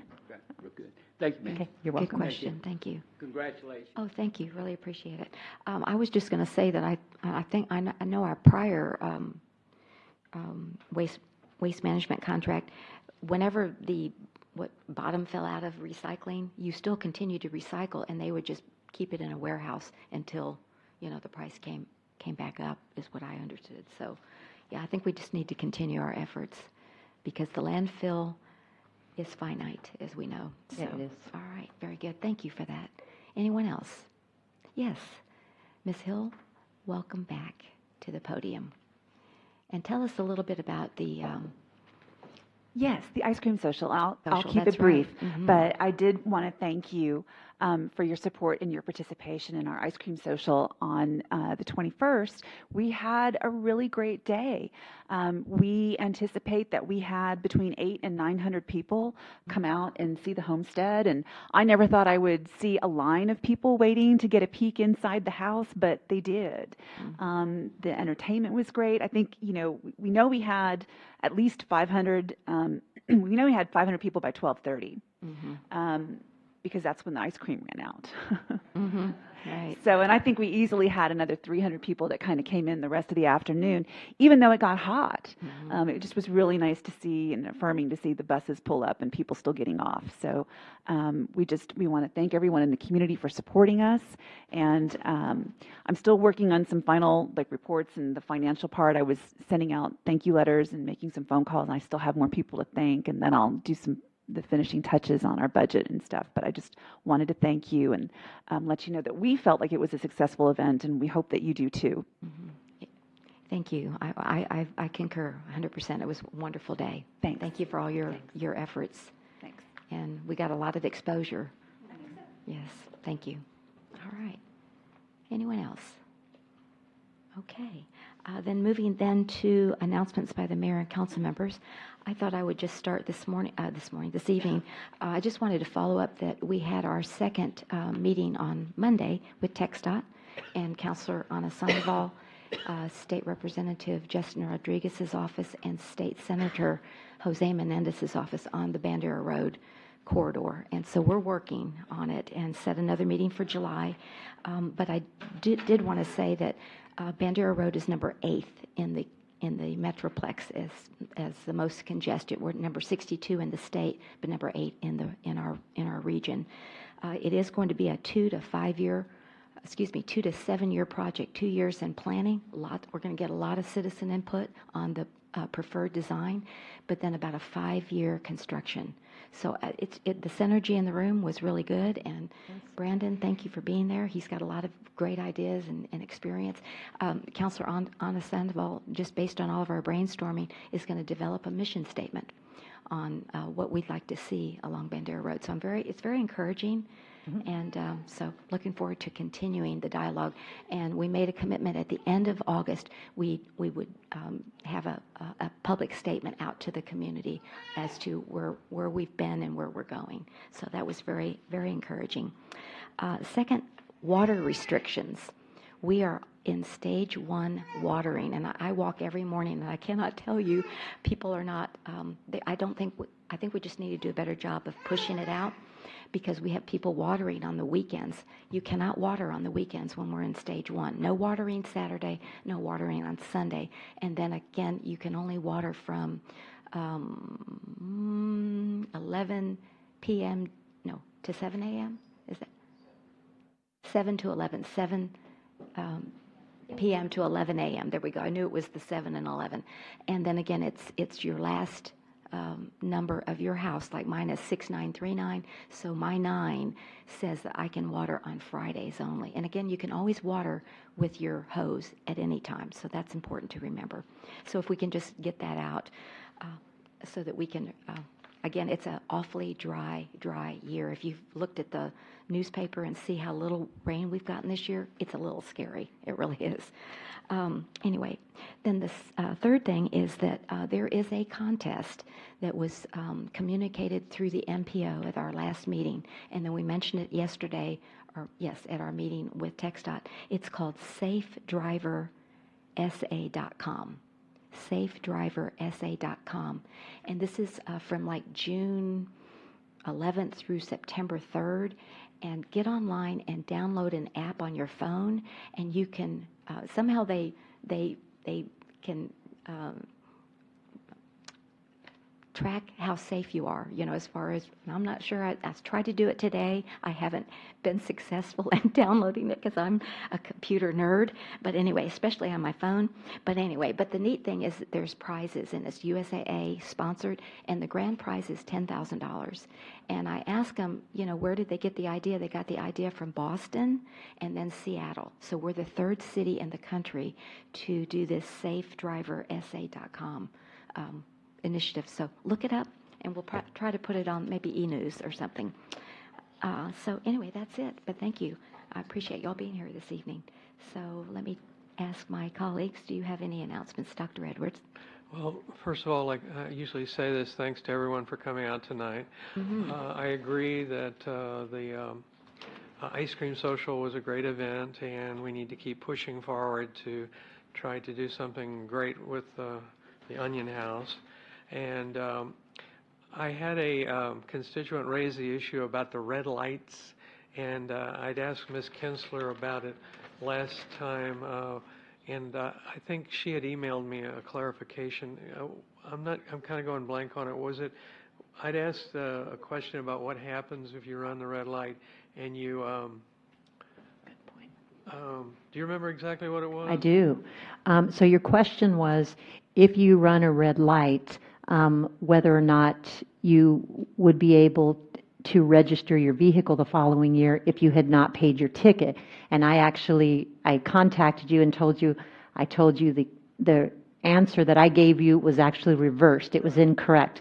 So if you run a red light and you do not pay your ticket, then the state of Texas can stop you from being able to register your vehicle the following year. However, it does not affect your credit. And I told you the reverse last time. Okay. That's what it was, yeah. So there was a gentleman I bumped into a few weeks ago, and he said he thought that was true. And I said, well, I'll check on it. But okay, so we have Thank that clarified. you for reminding me about that. We did talk about that. Thank you. Okay, you bet. Dr. Rodriguez. Just again, thank you for everyone coming tonight, and I do want to thank the Historical Society on behalf of my Folklorico girls. It was a great honor to be asked to participate. They had a very good time. Thank you. They did a great job. Let's see, Councilor Alcazar is gone, but we'll come back to her. Councilor Martinez. Just want to say thank you for the Historical Society. That was a great event. And I just have one question to the city manager. On the red light tickets, if you don't pay, I think we're signed up with Lineberger for collection. So if you don't pay and they send out your notices, doesn't that eventually affect your credit report? Mayor, Councilor Martinez, those do not go to Linebarger, the red light camera collections. Okay. They go to the state. They go to the state. Okay. Okay, thank you. You're welcome. Okay. Counselor Jordan? Yes, thank you. Thank everyone for coming out. I enjoyed the ice cream at the social. Also went to the change of command ceremony over at Fort Sam, U.S. Army Medical Department Center and School. It was a great event. Leon Valley was represented well, and we want to continue to cultivate that relationship to be more involved in military and civilian communities. So, thank you, ma'am. Thank you for going. Yeah, Do absolutely. appreciate it, Counselor Jordan. And Counselor Alcacer? I think I'm allergic to meetings that go more than an hour. Uh-oh. But anyway, thank you, everybody, for coming, and we don't have a meeting for another month, so you're in for some vacation. We've got one on the 19th. Oh, I'm June sorry. 19th. And it's going to be a long one. We Yeah. cannot hold you to the hour on that one. Oh, my Okay. gosh. All right. Very good. Well, thank you. Appreciate you being here. All right. Then moving then to the consent agenda. May I have a motion, please, to approve consent agenda item 6.1? I so move. Okay. Second. We have a motion by Counselor Alcacer and a second by Counselor Jordan to approve consent agenda item 6.1. All those in favor say aye. Aye. Any opposed? The motion does carry. Moving then to ordinance, agenda item number 7, ordinance. Ms. Postley, if you'll please read ordinance number 7.1. An ordinance of the City of Leon Valley City Council authorizing an amendment to the City of Leon Valley's Code of Ordinances, Chapter 5, Fire Prevention and Protection, Article 5.02, adding Section 5.02.011, authority to establish fire prevention programs and activities, providing for repealer, severability, and savings clauses, and providing for an effective date. Okay, thank you very much. This ordinance was read on May the 15th, 2018, and Chief Valdez, is there any update that you need to inform the council about? No, ma'am. Okay, any questions on this particular ordinance? If not, may I have a motion? I make a motion we accept it as presented. I second. All right, we have a motion by Counselor Martinez and a second by Counselor Alcacer to approve ordinance number 7.1 as presented. Any further discussion? All those in favor say aye. Aye. Any opposed? The motion does carry. Then moving then to ordinance number 7.2. Ms. Postley, if you'll please read it. An ordinance of the City of Leon Valley, Texas City Council authorizing a budget adjustment in the amount of $20,600 to the fiscal year 2017-2018 general fund budget to provide funding for the updating of internet cable infrastructure and technology at the library, providing for repealer, severability, and savings clauses, and providing for an effective date. Thank you very much. And this was first read on May 15th as well. And we have our librarian, Sandy Underwood, here this evening. Is there any update that you would like to present to the I don't council? have a presentation, but I did want to just, Certainly. we do have a little bit of an update. Okay, I very just good. wanted to reiterate what I was prepared to come and just reiterate is in December of 2017, we started this process. And we did ask 4 companies to submit bids. We did have only 2 follow through. Dates to submit those proposals came and went. We tried to get the others, but we did have 2, so we proceeded ahead. And that's what we presented last time.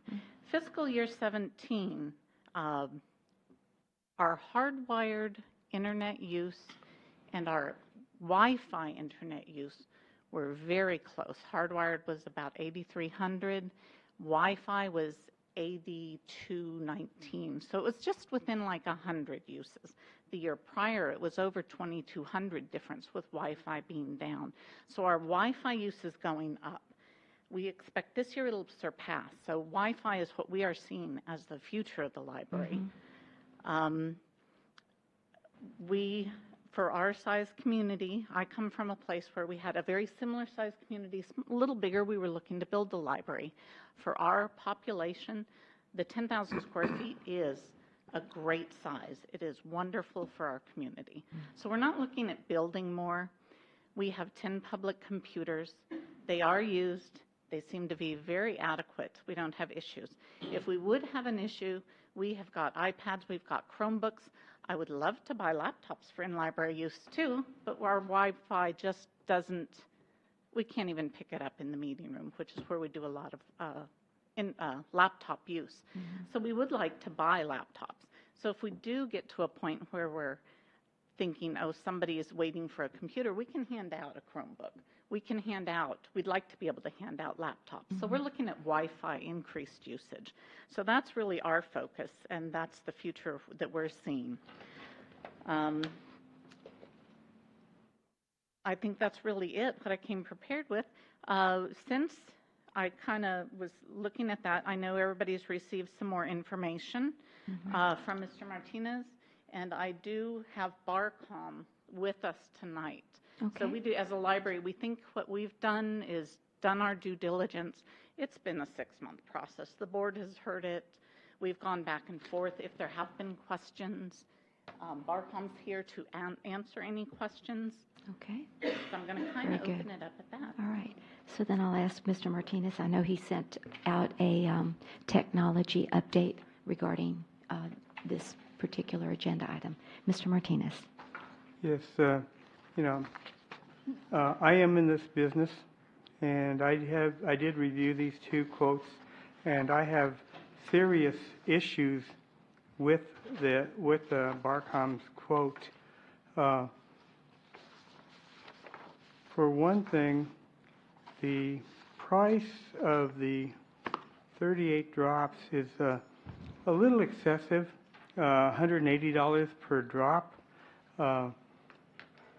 And then on the bottom, the miscellaneous lines, test and label cables for WAPs, phones, computers, printers, fax lines, cameras, etc., for $11.25. At my company, the price of installing the cable includes all that, and what I don't see in here is any certification testing of the cables. So, if you look at, and I just saw this was 180 instead of 100, I thought it was 170. So, with 170, and you get rid of the $600 and it's $11.25, there's an immediate savings of around $3,000 that this is overquoted. And I know there's another company that does work with the city right now. In fact, they have a contract with the city, and I lost a quote to them recently, and so I got to see what their bid was. They charge $140 or $139 for a Cat 6 drop, installed, tested. So that's a big savings from $180. So I recommend we go ahead and allocate the money for this project, but I would like to see this put back out to bid and get some other companies, at least a couple more quotes, so to make it fair. I really think both of these quotes are a little excessive. Okay. Can we hear from, this is all, I'd like to hear what Barcom has to say to his quotes and certification. What do you, and your name, I'm sorry, state your name and ad. My name is Philip Garza. Hi, Philip. How are you? Barcom Technology. Yes. I'm also How are here you? with my associate, sales associate, Hi there. Nicole Estrada. Good. Great. To kind of answer the questions regarding, I Just won't answer. speak to the other bids or the No. other estimates that you might have received. Right. I can't speak to that. I'll speak to Barcom and how we perform our cabling infrastructure, since that's really what the focus was on. To kind of answer your question. Excuse me just a second. I have a citizen in the back who cannot hear you. So if you could please speak a little bit clearer Sure into the thing. microphone, I'd appreciate that. Thank you. Thank you. Is that better? Okay. Yes. Thank you. So regards to cabling infrastructure, I do understand the comments made by the council member. So there's a little distinction, and we try to make it as clear as possible as far as our cabling and infrastructure. When we run a cable, we're running a cable from one end to the other. Everything's included in that drop as well, just like best practice for all other cabling. Regards to that 180, the face plates, the wall plates, the ends for each side of the cabling. We do certify all our cabling, certify it as well with Fluke devices. And we can get a report as well for that. That is something standard that we do. Now, regards with that line item that he mentioned about, we want to go a little bit above and beyond. That's what we're looking to do. The network area and the room in question in the library needs some organization, additional organization. We wanted to really go above and beyond. So that additional labeling isn't about labeling cables. We're going to label all the cables, both ends, make sure the wall plates have great labels. We're going to certify and test all the cabling with Fluke devices. That's standard.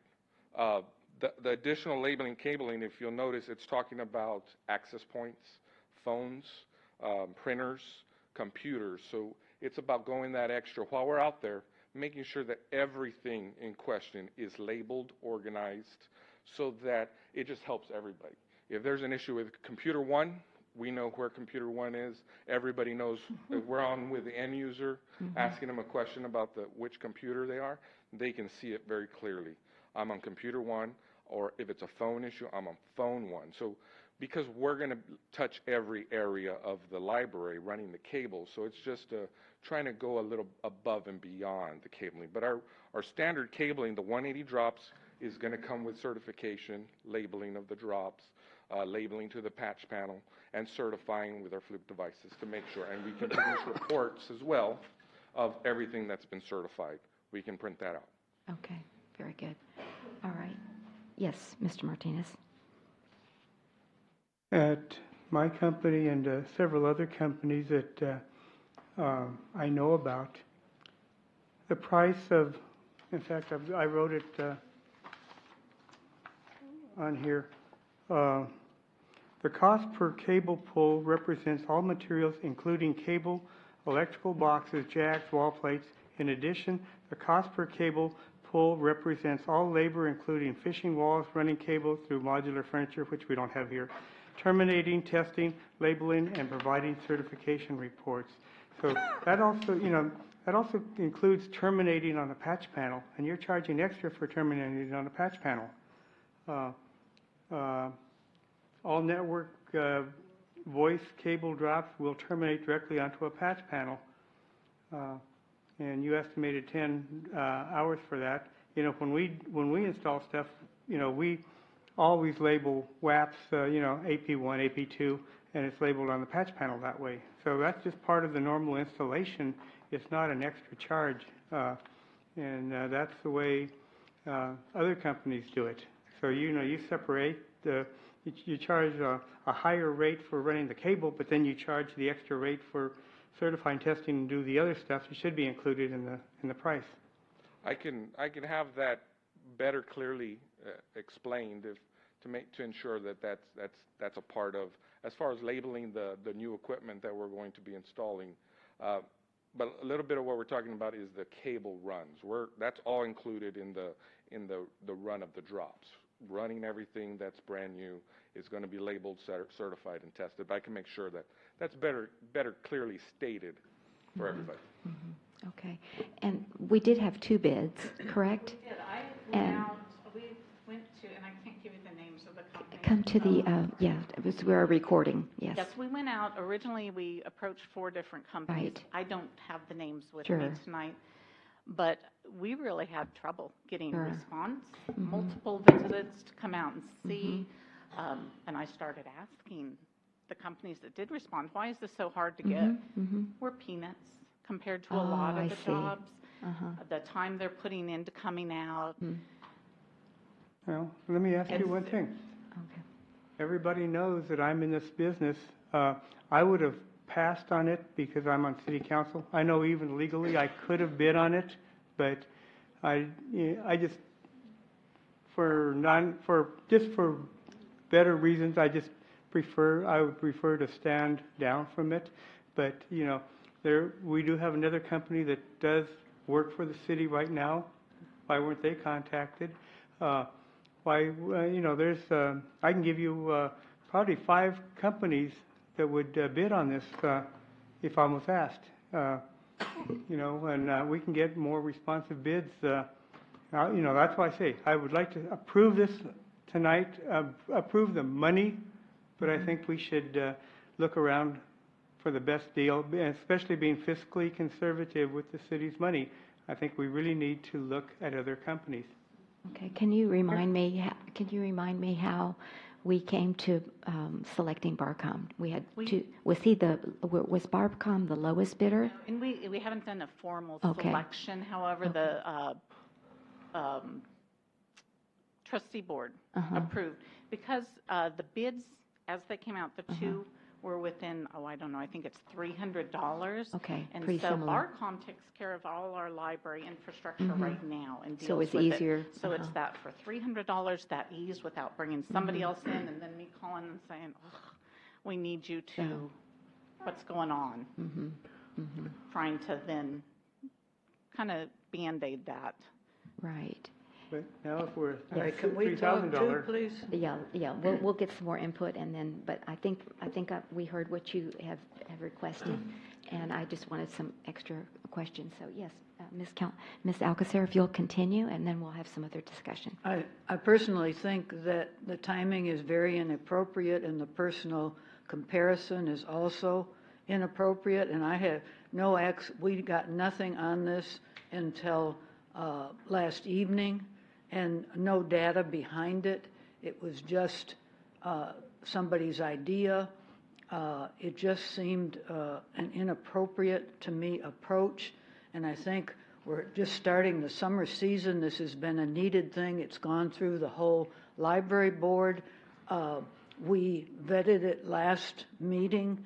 You did raise some concerns, but you didn't follow through with what was talked about then. You took another route, and I think that 6 months going on 7 is more than enough time to have done what we were doing. You were aware of this through other meetings, and I personally think that credence should be given to what has been done already, and particularly to the library, knowing what their needs are, looking to meet their needs.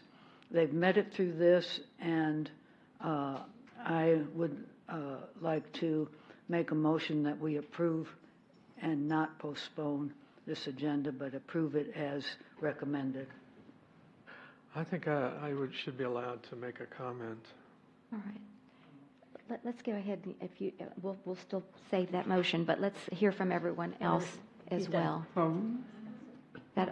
Do we need to have a second? Can we have a second before we do? I'll second. Okay, so we have a motion to approve and not postpone this agenda item, so we'll have more discussion. Okay, so Dr. Edwards, you're on the library board. What would you like to say? Did you? No, I'm sorry, Dr. Rodriguez, I meant you, I'm sorry. Got two doctors on my left. I'd have to agree with Ms. Alcacer. I think Sandy, as the library director, this isn't her first rodeo. I'm sure she knows what exactly it is she needs. And if she's put out requests for bids and only 2 came in, then she only has a choice of 2. As Ms. Alcacer is saying, this has been going on for some time. Summer season's coming up, the reading program's coming up. So this needs to be addressed and not prolonged anymore. Okay, thank you. Dr. Edwards? Just kind of a point of clarification. Nothing against anybody on the library board, but are there any members on the library board that have a real strong background in information technology? We have Janet Stone who does. I can't tell you all the background on her, but she does have, do you know, I know Catherine may know who she's worked with. She's with the IT department with USAA. She's been there for a very long time. Oh, okay. All right. Okay, that was a question I had. And I guess the question that Councilman Martinez raises is he has expertise in this field, and it seems like it would have made sense to sort of solicit some of his opinions. So I see where he's coming from on that. So, and I guess the question I would have is, if there was a delay of a few weeks, from where we are now, is that going to dramatically impede It won't you going on forward. Yeah, it won't dramatically impede anything. The issue is, I spent from December to April hounding companies to give me a bid. I've done, I don't even know what to say anymore. So They won't, I probably have contacted more than 4, but I know I have 4 names I started with, but I can't get bids back. What do you do in that situation? Sure. So if you had leads that the councilman could give you. I have some leads. I didn't have his leads, but I did have some leads from, people in the business, but I still couldn't get, All right. But if indeed you had other leads that the councilman We're had going provided. back to square one. Not really. It's just one of those things. We've done 6 months. We're going into 7 months. We can start at square one and do this again. I don't know what I spent the last 6 months doing then. It's, it's defeating in a way, because I talked to professionals, not just BARCOM. I spoke with others. Sure. So that's why we're presenting with 2. We tried. I wish I had known. I knew Mr. Martinez is in telecommunications. Can I go to him and say, can you give me some ideas? I didn't understand if I can do that as a counselor, but I did my darndest to get companies. And my result is 2 people, 2 companies who will give us the time of day, who will send people over. I did get 1 bid in the mail. Never even saw our space. How can you do that? I realize it's frustrating. Yeah, it is. It's just, I feel like we're spinning our wheels, and we're getting more and more complaints. We see the slowdown every day. We were seeing it, but we're really starting to see that we need help at this point. All right, very good. Councilor Jordan? Yes, ma'am. I agree with Ms. Underwood. Seems to me they have done their due diligence in this process. It's been 6 months.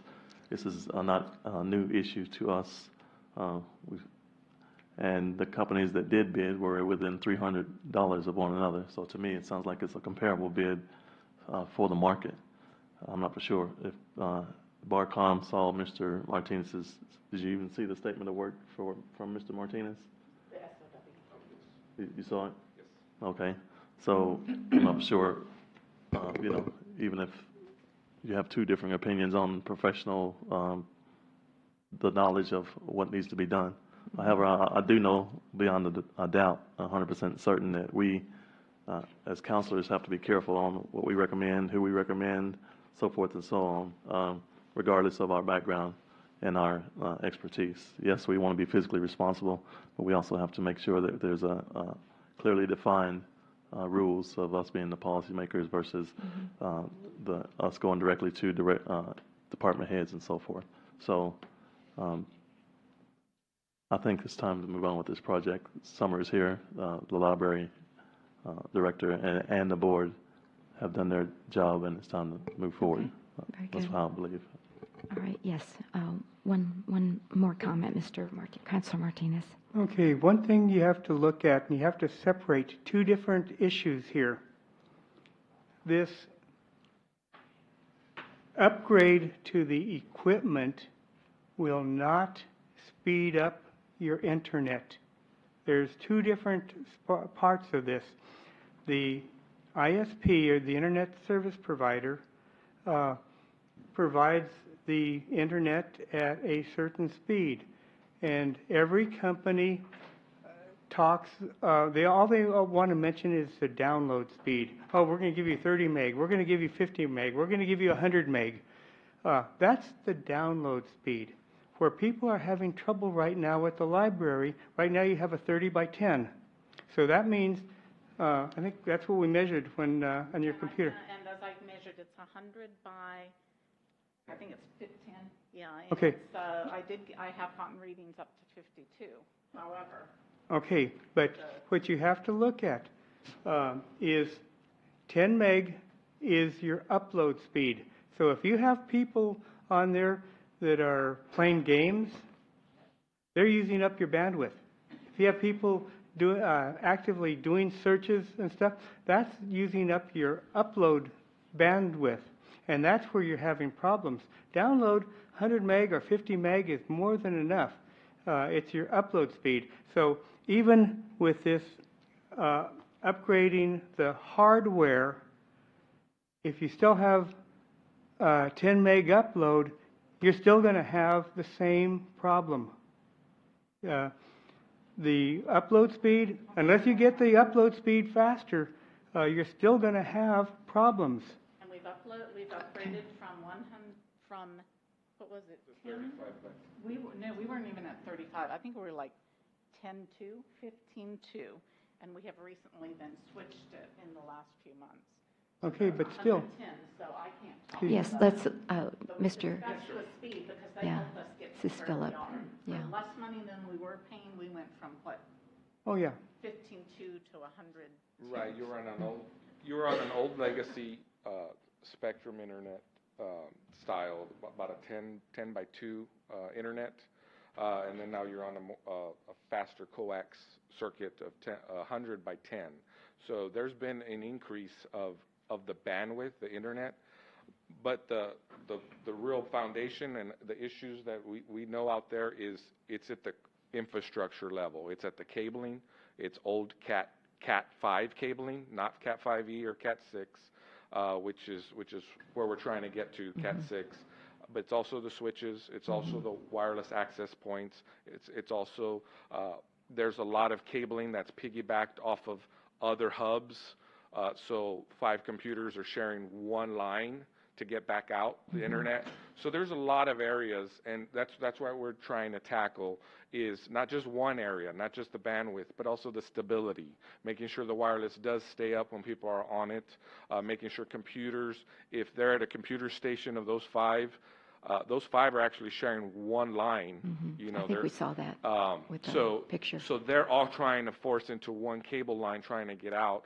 So it's not just improving the internet usage or the speeds. It's also bringing stability and making the lanes appropriate for every computer, or as you're adding more wireless capabilities, making sure that when somebody's connected on the wireless, they're not getting dropped.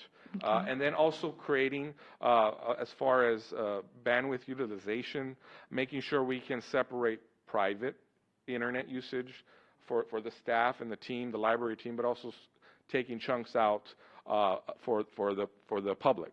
Okay. So that we can better manage who's using what and there's no interference. But we can only do that with the upgraded firewall and the switches, those kind of equipment that can actually separate and control the traffic much better. Very Part good. of that is we do have the increase, and this is what I've understood, is because of what we're using now, we can't get the peak. But that's a whole separate issue. Our internet speed is not included in this, and if indeed it is a problem and we're having issues, I have no problem going back and negotiating, but that's entirely separate. That has nothing to do with, it's not part of this bid or part of the money. So we totally recognize that. Yeah, If exactly. use is up, Sure. we need to do it. Okay, but Philip, I just wanted to ask you, you had said that you would go back and you would clarify. Tell me about that. You would make the bid a little bit more specific, but I guess what I'm asking, but the bottom line is not going to change, but you just want to improve what you're going to specifically do with the certification and stuff like that. Is that what I heard you say? Yes, I'll make sure that the test labeling and certification is better clarified as part of the cabling drops at the top. That's what I'll clarify. All right, but there's no change in the actual bottom line. That was an issue with Mr. Martinez as well. Okay, yes. Since this really isn't my field, so was there, I guess what we're saying is then there's problems with all the construction of the wiring from the original, how it was originally installed? That's correct. It's older Cat 5 cable. So it's not at the best rate. Okay. Especially the things that are coming out in the future with fiber, if that ever becomes a need, that cabling's not rated for those faster speeds and that kind of equipment and everything that we need to do. So everything has to really work together and be compatible with each other, from the cabling to the access points, firewall switches, and that's what we're trying to get to, so that that entire layer of network cabling, it all works well together. And it's going to be there for the future. That's really what we want to. So then, I guess, then my next question would be to Mr. Martinez, since this is really your field. Have you ever been part of any of the wiring or original construction of how they did the internet with any of our buildings? Not for the city, but we do a lot of cabling. We just completed a job up in Austin, 350 drops, all Cat 6. Really, with their bid, I have no problem with the equipment. I do have a little bit of concern with the cabinet. A 48-inch enclosed cabinet is what I would put in here, and the actual hardware is right. The only major change I would do is I would start off with a 24-port patch panel on the top and stick a 48-port switch and then a 48-port patch panel below that, even though that's a little overkill for right now. The reason being is you can use 1 foot or 6-inch patch cords and patch everything up or down, and with the bottom 48-port patch panel, or the bottom 24-port available, if we have anything in the future, you have room for growth. So this gives you future growth into the plan. And the only other thing I can think is the other company I was thinking about that we really should get a bid from is from what I know of them. I lost a bid to them because You said that. and if I use their numbers, their bid would come in at right around $3,000 less. Okay. Is our system set up for future growth? Yes. That you're doing? Yes. So if So you look just here, to- and I yeah. understand Right. some of the philosophy on that, but there's room for growth. We're cabling about approximately 38 drops, but we're putting in a 48-port patch panel. Oh, So there's okay. going to be about So you 10 are doing extra that. ports. And we did have that discussion when we were building requirements about growth. And at the end of the day, they know their organization and their growth rate, and I don't think we're looking at adding 10 more computers in the next 6 months or 12 months. But again, the patch panel, we are leaving room for growth inside the that's been server rack addressed. enclosure. So if we need to add another, we fill up that 48-port switch or that 48-port patch panel. It's not a big obstacle to add another switch, 12-port, 16-port, however you're going to grow. If you're going to, you'll know ahead of time if you're going to add 10 more computers. Okay.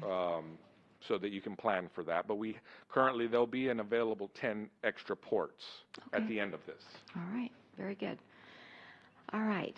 Very good discussion. I don't know if I how much I learned on this cabling, but anyway, it's above my pay grade. But anyway, all right. So we have a motion and we have a second on the table, and we've already had our great discussion. So we're ready to vote. The motion was to. Can I have a yes. clarification? Is the motion just to approve the money or approve the contract to Barcom? Let's Two different see. items. Ordinance authorizing budget adjustment in the amount of $20,600 from the general fund budget to provide funding for the updating of internet cable infrastructure and technology at the library. Okay, that's just applying the money. That's not awarding the contract to any one company. So, Well, let's see. I just wanted a point of clarification with the city attorney. I mean, we don't actually say Barcom, but that's what has been recommended. It wasn't a competitive bid to go out to even authorize a contract. They're just authorizing the adjustment of the budget to spend the money on the services that they've procured. Okay. All right. Very good. So there doesn't have to be authorizing a contract. Okay. Very good. Thank you for that clarification. Yes. But Councilor those- Jordan. But are the services that's being procured going to be done by Barcom? That's what this was. That's what the presentation was presented, that's what it's been presented as, and that's what's in the That's what MNC, we is it didn't not? present in. I was advised that we are just going for a budget adjustment. Okay. The board, behind the scenes, we have reviewed everything, and of the budget, of the bids that we received, the board has said, given the approval to go ahead with moving with, and that's in our minutes, going with Barcom, With Barcom. because of the closeness of the bids and that Barcom already does the in-house work already. So we aren't Right. And I running hear you into that. saying, you know, you've done your due diligence, you've gone through 6 months of trying to get bids, and you're ready to move on it. Is that what I heard you say? Yeah. Right. Exactly. Okay. So all those in favor say aye. Aye. Aye. Any opposed? Aye. No. Okay, no. We have 4 ayes and 1 nay. The motion does carry. So thank you very much. Appreciate it. Thank you so much, Philip, for your education and your answering our questions this evening. Thank you. All righty. Then we'll move then to agenda item number 7.3. Ms. Posley, if you'll please read that ordinance. An ordinance of the City of Leon Valley, Texas, City Council authorizing a budget adjustment in the amount of $15,000 to the fiscal year 2017-2018 general fund budget to provide funding for the platting of city-owned properties along William Rancher, Aids, Samaritan, and Grass Hill roadways, dedicating 1.72 acres of land along Grass Hill Drive as parkland, providing for repealer, severability clauses, and providing for an effective date. Thank you very much. Good evening, Ms. Moritz. We're glad to see you. Is there any update on this particular agenda item from the last reading? No, ma'am. Okay. So what's the pleasure of the council on this agenda item? I move that we accept it as presented. Okay. Second it. Have a motion by Councilor Alcacer and a second by Councilor Martinez to approve agenda item number 7.3 as presented. Any further discussion? All those in favor say aye. Aye. Any opposed? The motion does carry. Moving then to the regular agenda items, 1 through 6. These are all first readings, so we will not have a motion or a vote tonight. We will have the first reading, and then we'll present it on the June 19th meeting for action. Agenda item number 8.1. Ms. Posley, if you'll please read the agenda. An ordinance of the City of Leon Valley, Texas, City Council accepting the lowest responsive bid and awarding a contract in the amount not to exceed $605,564 with a 15% for contingency to Gilbert's Utility and Concrete for the purpose of constructing the Cades Cove Water and Sewer Main Project, providing for repealer, severability clause, and providing for an effective date. Thank you. We have Dave Demeline, our Assistant Public Works Director, here this evening to present. Thank you for being here. Thank you. Thank you, Mayor and Council. You bet. The purpose of this item is to accept a bid and authorize the city manager to enter into a contract with Gilbert's Utility and Concrete in the amount of $605,564 with 15% for contingency to construct our Cades Cove Water and Sewer Main Project. A little background on this street. This is a CDBG grant that we applied for with the Bexar County. The street has experienced some water main breaks over recent years, and with this project, we would replace the water mains, sewer main, about 1,400 feet of water main and 1,100 feet of sewer main on Cades Cove from Timber Hill to Millwheel. And as part of the project, we're going to replace all of the water services, 35, install 3 new gate valves, 3 new fire hydrants, 29 sewer laterals, new sewer manholes, and also an asphalt mill and overlay after the project is complete. We had a bid process with this. We advertised bids for 30 days. We also coordinated this with the Bexar County CDBG office. We had a total of 8 responses that are here. Gilbert's Utility is the low bid We had packages from Winners Construction, D Plata, D Guerra, Easy Bell, Chromex, Atlas, and Pronto Sandblasting. So we had a really good bid response on this.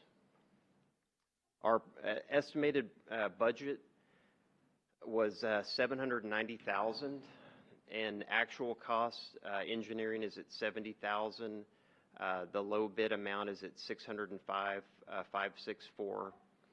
We did receive the CDBG grant in the amount of $270,149, and that leaves a balance of $405,415, which we did budget for in our current year fiscal year budget.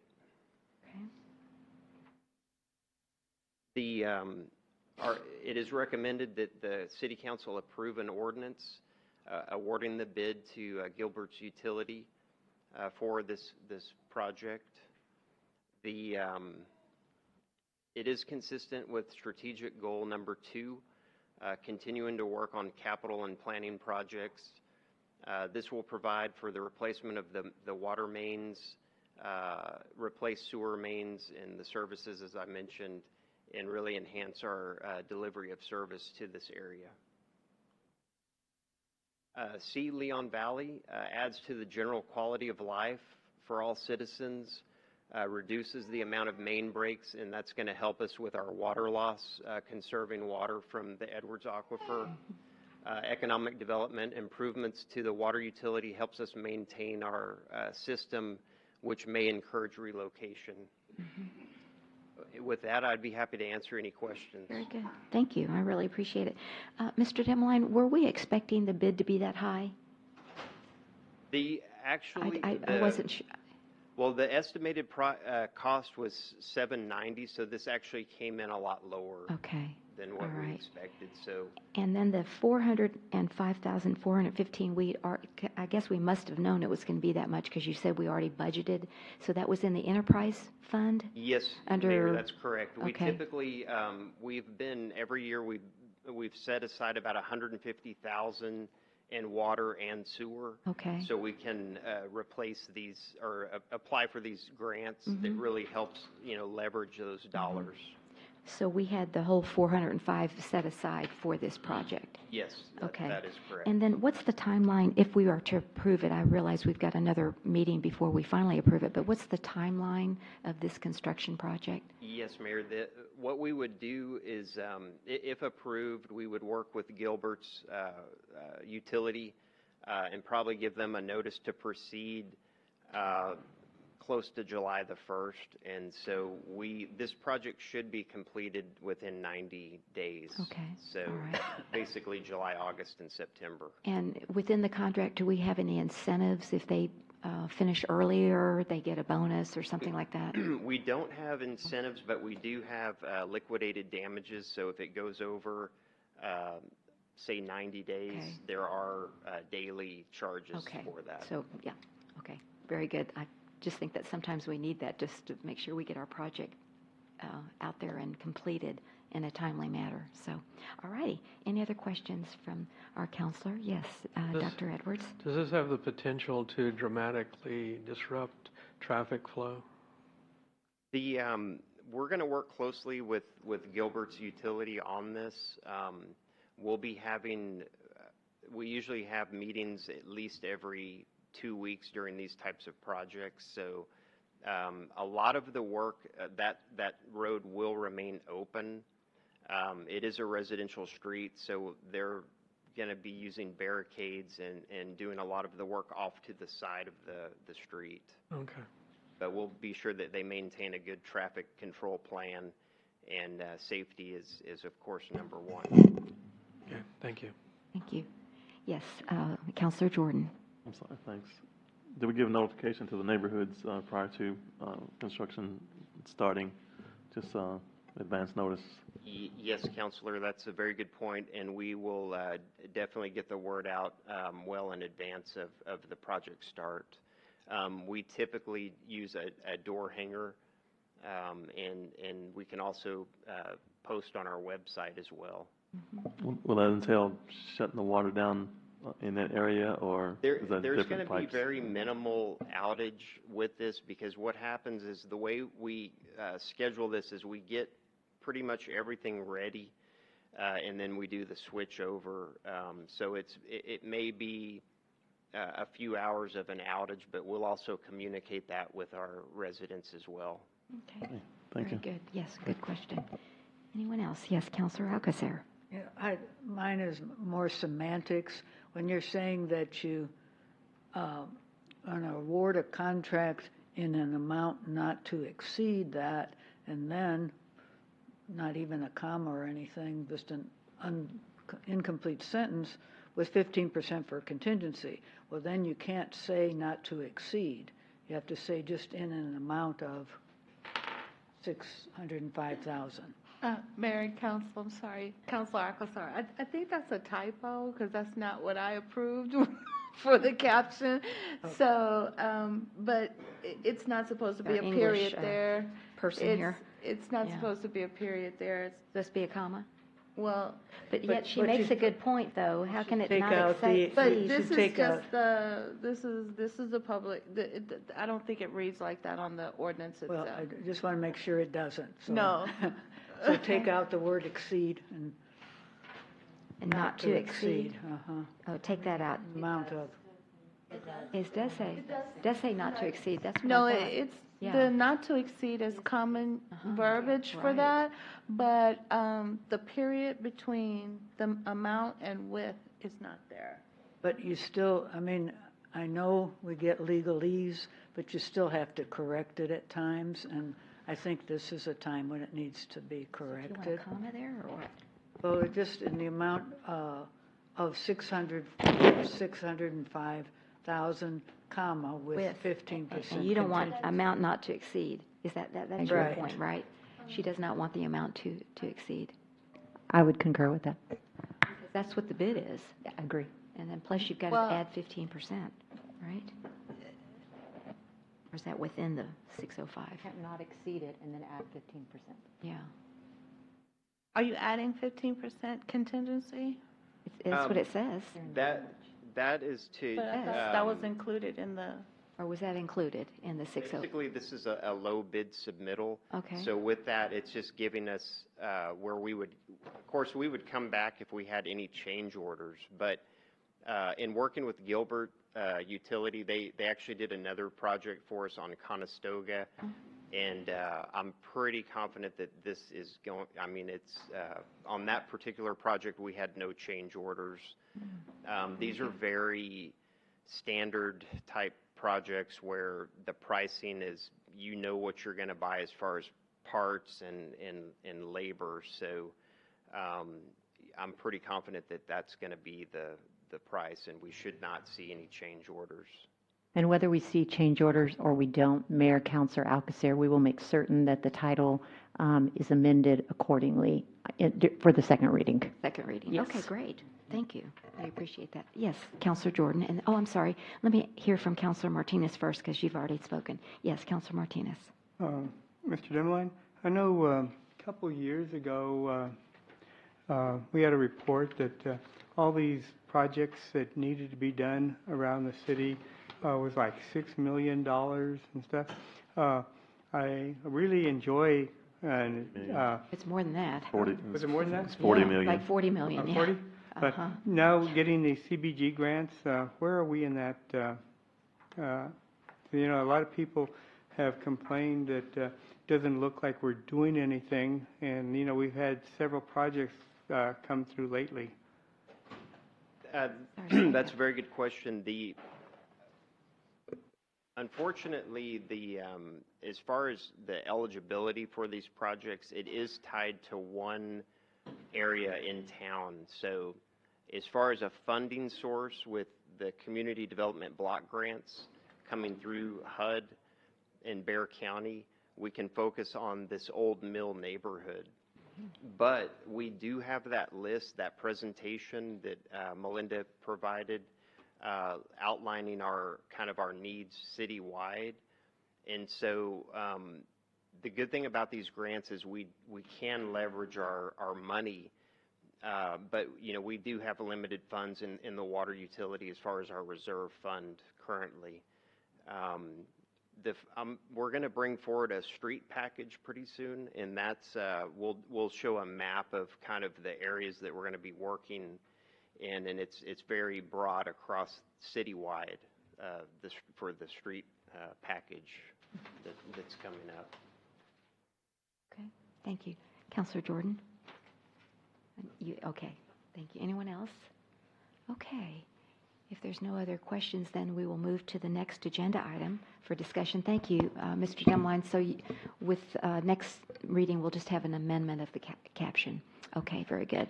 Then moving to agenda item number 8.2 under the regular agenda. Ms. Posley, if you'll please read the ordinance. Presentation public, I'm sorry, wrong sheet. Okay. An ordinance of the City of Lehigh Valley, Texas, City Council granting a specific use permit for motorcycle sales, repair, and service at 5405 Bandera Road, Suite 117, being approximately 5,250 square feet within Lot 1, Block 4, West Loop Park subdivision, generally located on the north side of Bandera Road, approximately half-mile east of Northwest Loop 410, providing for repealer, severability, and savings clause, and providing for an effective date. Thank you very much. We have our Community Development Director, Brad Milland, here to present. Good evening and welcome. Thank you. Yes. Good evening, Mayor and Council. Thank you. This is a request for a specific use permit for motorcycle sales, repair, and service at 5405 Bandera Road, Suite 117. As you know, this is it's about 2 lots east of HEB on the north side of Bandera Road. I do want to inform the council that the applicant is not here this evening. He had some scheduling difficulties. We attempted to coordinate with him about possibly having FaceTime or something like that, but he was not able to be here this evening. So let me ask the council what they'd like, because that's been kind of a general rule of thumb that we would like the applicant here. So may I hear from my colleagues on this? I thought we made that rule that if they're not here, we don't proceed. Because we can't ask questions, and the next time would be the second time, and it's really, I don't think, appropriate. Push it on to the next. Right. Add it to our midnight meeting. For July Mayor, 17th, Councilor Alcocer, it's not a rule and it's not in an ordinance, but you were very clear that you wanted the applicant here. Yeah, we always ask for him. Okay. So we have a motion to Mayor and Council, move. if I could, did you want another 2 readings of this? Because the second reading, which is going to be on the next council agenda, it could serve the same purpose if he's here. Would you want like his presentation and a first reading again, or you want to just take care of it all in one meeting like you used to? I would prefer, because of the way we're having to do it, that he be here. Most of my questions were for him, because there's a big discrepancy between what the zoning commission did. It was really a split vote, and some things were done that he didn't even ask for. And I'd like to have more clarification before, and it allows us the chance to make the decision. It's much easier than as what happened today with the other one. I just don't want that type of thing to happen again. You would prefer to have another first reading and then have the presentation? Yes. Okay. Yes, Councilor Martinez. And I make a motion, we table this until the next meeting. All right. Second. We have a. There's no we action. We don't. But I mean, we don't have to have a motion Table it? to table it to the next meeting. Then what do we do? This is a first reading, Yeah, so there's no action. Okay, very good. We're So then just we're going to pass recommending. it and put it on at the next meeting, first reading. Okay, thank you. Yes, Appreciate it. I know you were ready to go. Okay, Have a very great good. evening. Thank you. Same to you. Have a good evening. So we'll move that then to 6/19/18. Okay, very good. Next meeting. First reading, yes. Okay, then we move to agenda number 8.3, regular agenda. Ms. Posley, if you'll please read that ordinance. Hold on, sorry. Oh, I think maybe there is a representative. Mayor oh, Council, I was just informed by a representative that he has Mr. Keller on the phone. oh, okay. Well, we, okay. All right. right, so then.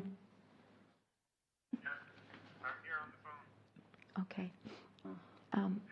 Crystal, is there any way we can put it up on the big board? No? No, because it'll interrupt the PowerPoint. Okay. So my recommendation would be to hear Brandon's PowerPoint. If the Okay. council has any questions for the applicant, I can put him on, like, sit here and put him on my mic so he can respond Okay. via microphone if the council so wishes. Okay. All righty. That sounds good. It's just sometimes it's hard to hear and see. I don't like it, but I don't know. Okay. I don't either, but. All right. Well, we have a little bit of a concern that you'd like the person in, like him in here in person. Is he going to be able to be here for the next meeting? Yeah. I think we'd prefer that. Hi, Jonathan. Would you be available at the upcoming June 19th meeting? Correct. In person. In person. In person. You would be available to be at the June 19th meeting. Okay, so I think what I'm hearing my colleagues say is that they would prefer to go ahead and still move this to June 19th first reading and have him here in person. Hi, Jonathan. Yes. I just want to repeat, the mayor spoke on behalf of the council, and it's the pleasure of the council that they would move the first reading of your request to the June 19th meeting, so you would be able to be present in person to answer questions. Okay. I'm okay with that. Okay, thank you very much for working with us, Jonathan. Do appreciate it. All righty, very good. I'm terribly sorry I couldn't be there in person. It's just Can you hold it to the mic? that I couldn't change. Okay, very good. Well, thank you for your flexibility, and we will see you on June 19th. Okay. Thank you, Jonathan. Have a good evening. Thank you. All right. That was a first. All right, very good. Thank you for that clarification. Yes. That just brings up one issue. We're not going to have another meeting till the middle of July. So I'm just wondering, since we canceled the July 3rd meeting, if we might Loudspeaker. have to have one the following Tuesday, just so we don't back up and have a July meeting that lasts till 1 o'clock in the morning. Well, That meeting in July is going to be your budget meeting, too. So it's going to be a long one. Yeah, so we might want to consider moving the July 30 to a different date. okay. It'd be a special. Just call a special at that time. Well, I think we can talk about it at the 19th and just see how we, what do y'all think? And not actually, so we don't know yet. So, okay, sounds good. All right. And the budget could be on a different day. It doesn't have to be on the council day, so, that kind of thing. So we have some flexibility there. Okay. Then moving to agenda item number 8.3. Mr. Demline, you're back. And Ms. Pusley, if you'll please read the ordinance. An ordinance of the City of Leon Valley, Texas City Council accepting the lowest responsive bid and awarding a contract in the amount not to exceed $115,770.53 to Seiko Electric and Utility Ltd. with 15% for contingency for the purpose of constructing a new traffic signal system at Wurzbach and Exchange Parkway, providing for repeal or severability and savings clauses, and providing for an effective date. Okay, thank you. Thank you, Mayor. Welcome. Mayor and Council. The purpose of this item is to accept a bid and authorize the city manager to enter into a contract with Seiko Electric and Utility in the amount of $115,770.53 with the 15% for contingency to construct our traffic signal system at the intersection of Wurzbach and Exchange Parkway. This particular system that we have is 32 years old. Most of the components are obsolete. Additionally, the existing pedestrian crossings are not in the proper location and are not ADA compliant. So this project will address that. We had a bid process as well for this. Bids were advertised. We had our bid opening. We had a total of 4 companies respond. Seiko was the lowest bid response at $115,770.53. And we also had a Signal Services Group, Levy Company, and Easy Bell. The original estimated budget was $150,000, with engineering at $50,000, construction at $100,000. Actual costs are at a total of $139,006.53, and funds were budgeted in this fiscal year for this project.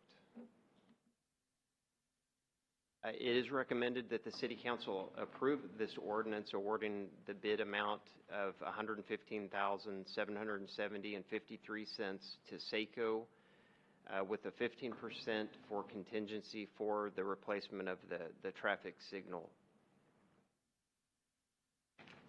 For C. Leon Valley statement, providing the citizens with safe and efficient motor vehicle passageways reduces congestion and provides additional safety measures, which adds to the overall quality of life.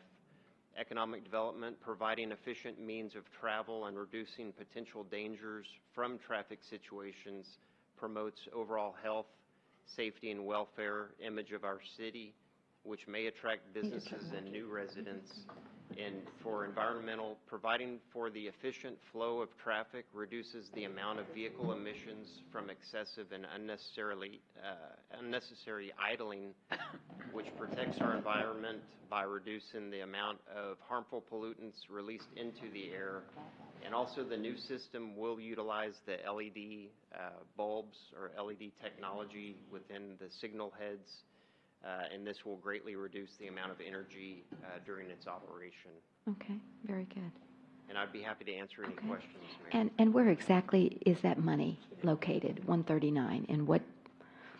That is in our Public Works General Fund budget. Just the general fund budget for, okay, very good. And what is the life of a traffic light? Because this is 30 years, so are we expecting this to last that long, or? Yes, Mayor. That's okay. I mean, you know,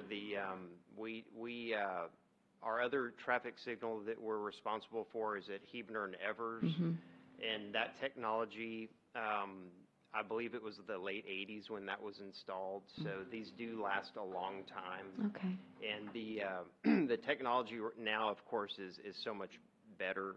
It's so much more improved with what's called the Vivid cameras. And then we're also going to be able to update the ADA pedestrian heads in this intersection as well, or area. And of course, we're going to get a warranty with this, right? Yes. Okay, I mean, that's just kind of a given. Okay, and so if we approve it, the next budget, next reading, when would it be completed? Again, how long does this type of project take? I think similar to our Cades Cove project, we would, 3 months. if approved, we would work towards a notice to proceed in early July. And I think on the contract it was for 90 days. 90 days. 90 days. Okay. Yes, we typically go 90 to 120 days. Okay. All right. Very good. Thank you. Yes. So when you're talking about Dr. Rodriguez, excuse me. So when you're talking about making it ADA standard, that's, I guess, now the little, I guess, crossing has that voice, right? So that's, we didn't have it before? I don't believe we have it currently. I don't know if it's the voice or the number. Is it the number, like 20, 19, 18? Mayor, that I know some talking saying that time to cross. Exactly. I was just So- curious. Okay. No, the intersection does not currently have that technology. In addition to that, the crossings themselves are not in the correct position. That signal is so old that when that was built, that was not an ADA requirement at the time. Traffic signal systems should last 20 years. 20 years. And okay. we are way overdue with Okay. this one. All right. 20 years. Thank you. Very good. And, you know, it seems to me we're right on the edge with San Antonio. Is there no way we could have, gone in together, on this one? But anyway. It's ours. It's ours. Okay. All righty. Very good. Yes, Councilor Alcacer. The same problem not to exceed, but I did have a question for the manager. When you do these, do you tell, I kind of thought when we put in the 15%, it was just a secret that we had that you could use if you needed it, but you don't put that in the contract, or how do you do that? Mayor, Councilor Alcacer, no, that is not in the contract. So what would happen is there would have to be an amendment to the contract. But I've already noted that in 8.3, the ordinance title needs to be changed, just like in 8.1, and it'll just say a contract in the amount of $115,770.53 to Seco Electric with the 15% contingency. So we'll get that fixed as well. Okay, Right, good. and then I Thank you had for a that. separate question for Mr. Demeline. That light, if you sit at it and you're going to turn left, not from Worsbach, but from the side street. Okay, left, yeah. There's nobody coming, there's nobody going into the shopping center, you just sit. You just sit in the same way even coming from Worsbach. It changes instantly. There might be 5 cars ready to turn onto the little street, but maybe 2 get through, but the other way. Is that all going to be fixed, I hope? Absolutely. That'll be addressed. In fact, we could even look at that now, but it will be, it'll be a much improved timing cycle for that. Yes, ma'am. Okay, and then maybe they can put the left turn on flashing at El Verde when they do it. We asked Can you fix- Tess that to do that Monday. Fix this light out here so We we can did, turn yeah, left. we did. We asked for it yesterday. Yep, I sure did.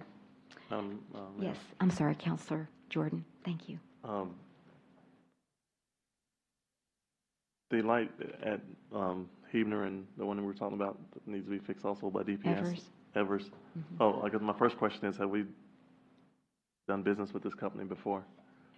We have not worked with Seco, but L&V has checked their background and references, and they did recommend that we move forward with Seco. I know they do a lot of work with the city of San Antonio.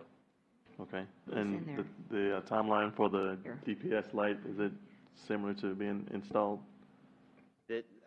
That project has actually had quite a bit of delays with Easy Bell, and so we are. I just spoke with them via email about where they are with the controller was just tested, so we're real close to getting that complete, but it did take them quite a while. They had a delay on some supplies that was tied to the hurricane, but other than that, this should be a fairly quick project turnaround. Okay. I'm looking forward to that light being fixed at Orsbach because I sit there every day. And That's your neighborhood. Gives me time to do my hair while I'm there. So. Okay, very good. Anyone else? Okay. If there's no further questions, then we will move to the next agenda item. Thank you so much for answering our questions on this agenda item, Mr. Demeline. Moving then to agenda item number 8.4 under the regular agenda. Ms. Pasale, if you'll please read the ordinance. An ordinance of the City of Leon Valley, Texas City Council authorizing the acceptance of the Southwest Texas Regional Advisory Council reimbursement in the amount of $3,000 for reimbursement to the City of Leon Valley for funds expended related to personnel and equipment, authorizing a fiscal year 2017-2018 general fund budget adjustment in the amount of $3,000, providing for repeal or severability clause savings, and providing for an effective date. Thank you. Welcome back, Chief. Thank you, Mayor. Okay. Thank you. Yes. If you'd like to proceed. Yes, pretty short presentation. Okay, great. The purpose of this budget adjustment is to accept the STRAC trauma system reimbursement of $3,000 to pay for personnel costs associated with the state deployment in response to Sutherland Springs, Texas church shooting, the tragic church shooting.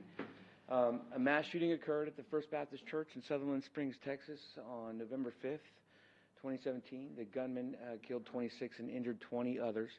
He was shot twice by a male civilian as he exited the church. Fleeing in his SUV, the killer crashed after a high-speed chase and was found dead with multiple gunshots, including a self-inflicted headshot. The attack was the deadliest mass shooting in Texas. Very tragic. The local EMS system was overwhelmed immediately with responses, as you can imagine. The ambulances were taken out of service. They became part of the crime scene. they're part of evidence, and they had to be photographed, and the paramedics had to be taken out of service. As you can imagine, the scene that they were having to deal with. So there was a call out from the state for local EMS agencies to work as a team in shifts to cover them for several weeks. And Leon Valley was one of those shifts. So I believe Alamo Heights, I know San Antonio Fire Department was there. We were one of the two days we covered, and we were grateful to help. That's a small agency already, and they needed the support, and they got that from us. We simply submitted, because it's a state deployment, we submitted the paperwork for reimbursement, and there's a delay. I mean, this has been since November, but we received a check for $3,000, which is the cost of our ambulance times 2 days. And so we're asking and recommending that we be approved a budget adjustment so that we can put that back in what we've already expended. Of course, the support strategic goal number 2, safety and security, as the utilization of the trauma system funds to provide advanced life-saving support to the citizens in neighboring communities. And that concludes my presentation. Fantastic. I'm so glad you clarified that, because I was thinking, so you basically were their EMS service for 2 days. That's what you did. Because I kept thinking, now, why would you do it for 2 days? Because the shooting was already over, and, I was thinking of transporting people to the hospital. I mean, it's weird how my mind works, but that's how it was working. So I'm glad that you clarified it. Yes, I was and I'm sorry, I didn't mention that I'm pinch hitting tonight for Assistant Chief Blake Wade. He's kind of helping us with our ambulance issue. Sure. And so I stepped in. Well, that was he great. was the one that submitted all the proper documents and forms so that we can get this reimbursement. Well, but I just think it shows our servant leadership in our community to always want to help other communities, and so thank you for that. Absolutely. All right. Anyone else? Question, comment on this? And, well, I won't make that comment. Okay, I'll make the comment. There's some people that are saying that this thing never happened. Have you seen that on the internet? I'm like, what? I mean, I don't know. Excuse me. You know it happened. Yes, Yeah, ma'am. So Yes, Mayor. I'll just move on from there. Okay. Thanks for your Thank good you. work. Yes, you bet. Thank you, sir. It was horrible, but we're glad that you were there. Okay, thank you, sir. And we'll move then to agenda item number 8.5. Ms. Pasolé, if you'll please read the ordinance. An ordinance of the City of Leon Valley City Council authorizing a budget adjustment in the amount of $285,000 to the fiscal year 2017-2018 Stormwater Fund balance to provide funding for a flood control feasibility study of Heebner Creek, authorizing the city manager to execute agreements with the United States Army Corps of Engineers and the San Antonio River Authority for the feasibility study of Heebner Creek, providing for repealer, severability, and savings clauses, and providing for an effective date. Thank you. Good evening back, and welcome back, Melinda. I do appreciate Mayor it. and Council. And the purpose is to consider an ordinance authorizing a budget adjustment in the amount of $285,000 from the Stormwater Fund balance, and to authorize the city manager to sign a project management plan agreement with the United States Corps of Engineers and execute a cost-sharing agreement with the San Antonio River Authority, and this would be to fund a feasibility study for the flood remediation and bank restoration of Heebner Creek. In the spring of last year, we applied for entrance into the United States Corps of Engineers Continuing Authority Program. And this is to create a feasibility study for a flood and erosion control project for Heebner Creek from the northern city limits at Apple Creek to Bandera Road. As you know, the LC-17 project stops right at the Bandera Road Bridge. The program is a 50-50 cost-sharing program, which requires that the city partner with a non-federal local sponsor, and that for us would be the San Antonio River Authority, or SARA. The Corps' CAP, the program, it's a group of 9 legislative water resource authorities under which the Corps can plan, design, and implement certain types of water resource projects without additional project-specific congressional authorization. It is a tool to support smaller community projects without the larger lengthy study and authorization process typical of most of their projects. It allows the Corps' Fort Worth District, which is where we fall under, to plan, design, and construct projects of limited size, cost, scope, and complexity. And this part blows me away because in their mind, we're limited, but it's actually going to be around $3 to $5 million. Limited, okay. It is ideal for funding projects for flood risk management, ecosystem restoration, erosion control, and stream bank protection. As we'd said, they don't require specific congressional authorization, but they are funded by Congress.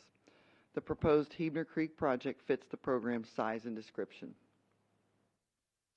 So all the projects in this program include a feasibility phase and then an implementation phase. The planning activities, such as the development of the alternative plans to achieve the project goals, initial design and cost estimating, the environmental analysis, and real estate evaluations are performed during this feasibility phase. This is going to develop enough information to decide whether or not to implement the project. The feasibility phase is initially federally funded up to $100,000. Any remaining costs are shared 50-50 with Sarah, in that case, and the city. The final design, preparation of contract plans and specs, permitting, real estate acquisition, project contracting and construction, and any other activities required to actually construct or implement the approved project are completed during the next phase, which would be the implementation phase. In that case, the Corps and the non-federal sponsors sign a project partnership agreement near the beginning of the implementation phase. Costs beyond the feasibility phase are shared as specified in the authorizing legislation for that section. Because improvements, flip it, okay. Because the improvements to the creek will result in a flood reduction for over 260 properties, our project fits the parameters of Section 205, which is a flood remediation. Because the creek impacts Raymond Rimkus Park, the Hebner Onion Natural Area Park, and the trail system, the project also fits the parameters of Section 206. This project may fit the parameters of other sections, but the determination will be made during the feasibility study phase. The other section that I think we fit under is Section 208, and that is the Flood Control Act of 1954. And so each one has its own share of money of the pot that would be allocated to the project. Oh, okay. Okay.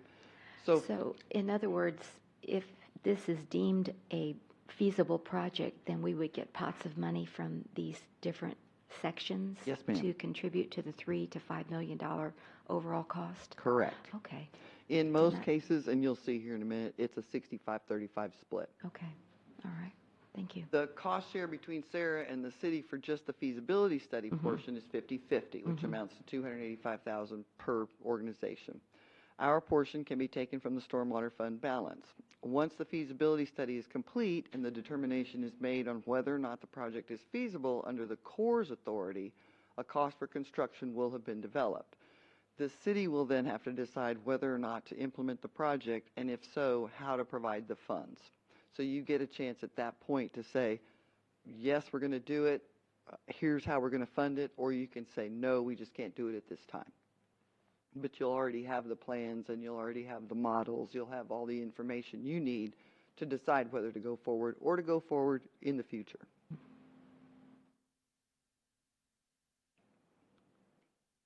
And so that's the presentation. Does anybody have any questions? I know I gave you a lot of information. I know, and that I didn't. I just kind of skimmed that CAP book, which it had a lot of information in it as well. I guess I wanted to know, out of all of these feasibility studies, how many are actually recommended for implementation? Do you see what I'm saying? So what are our chances of investing the $285 and $285 that we're going to get a positive result at the end? Is that? I don't know the answer to your question, but what I've been told by both the City of San Antonio and the San Antonio River Authority is that they wouldn't have taken this on if they didn't think it was feasible. All right. In fact, the City of San Antonio was quite shocked that I got this. Huh. Okay. Well, very good. I was shocked too. Okay. Yeah. Okay. Why were you shocked? I just never thought we would be able to. As a small city, it's hard for us to qualify under these larger projects and organizations and programs. Okay, well, that was my... It's the magic of Melinda. Let me ask you this. Melinda, you know that doggone creek is a mess because of all of the SAWS work over the last 10 or 15 years. Why, can we get them to pay some of this remediation if we end up, Probably because not. We've granted them easements in that creek, and so they have the right to work in there whenever they want to. they've left it with that black tarp and, so, but would this Vigilant? correct it? Is this what we're looking at, correcting all of that? Absolutely. Because, man, and the natural area trail is just wiped out there closest to the creek. It's really The hard to get. portion that's on the other side of the Hebner Onion House, that one gets worse every day. Oh, it does, So- because of the erosion. Exactly. So the feasibility study is going to, number one, tell us what can be done, so, and give you options too. Once they Okay. get through with the feasibility study, it then goes through a public process of public comments. Right, I saw 3 hearings are Right, required. and so everybody Yeah. will have the chance to weigh in on what they think is the best solution. And they'll come up with several different plans. Okay. And on page 155, that's the timeline, right? Yes, ma'am. And it's awfully small, but can you just summarize the timeline for me? Well, they're going to have to adjust it a little bit because Okay. they did just tell me about it. They popped it on me. I didn't think we were going to get it. Yeah, I looked at it and it's so small, but I thought, okay, I'm going to ask you. It Because looked you know like it. about 19 months. Yeah, it doesn't look, 19 months? The Okay. real work would start in October of this coming year. Okay. That's when they would start the real feasibility study part of it. This part is from now until October. It's getting the agreement signed, getting the staff set up, getting the project team together. Yeah. And then I starting. saw that summary of the project team. I can't find that now.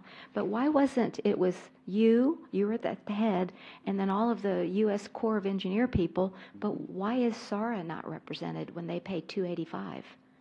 They're the local sponsor, and so their job is they're going to be involved in it too, obviously. Okay. But they're not the head team. They're not that team.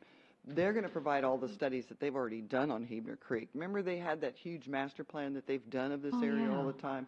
And what they found was for their purposes, the cost benefit was not worth it to do our little tiny section. So these people are focusing directly on us, which is way different than what Sarah did. Okay. All right. Wonderful. Okay, so, yes, Councilor Alcazar, I think that's It all looked my like the questions. way it was done, that it's very federally oriented, and we have to review, but an interesting thing was in saying they would review things daily, weekly, monthly. Yours was only monthly. Yeah. So you're pleased about that? So then a separate question has to do with the bridge. LC 17 said it stops at the bridge. This one say it stops at the bridge. Who does the mess under the bridge? Actually, this one, the LC-17 project is going to take care of the Bandera Road Bridge as far as restoration under the bridge, and then a little bit further where SAWS is doing their W2 project. That's all included in LC-17. So what you're going to see under the Bandera Road Bridge once it's done is a whole bunch of gabion mattresses. They're going to restore that bank that's just directly near the bridge on both sides. Then the project for us will start there and actually probably go to the bridge too. But ours is actually going to go all the way through to the city limits on the north side. So Right, yours is lengthy. It's just they always said stopped at the bridge, so I was concerned, so I'm glad to hear that will be taken care Yes, of. ma'am. 'Cause that's a mess. Thank you, Councilor Martinez.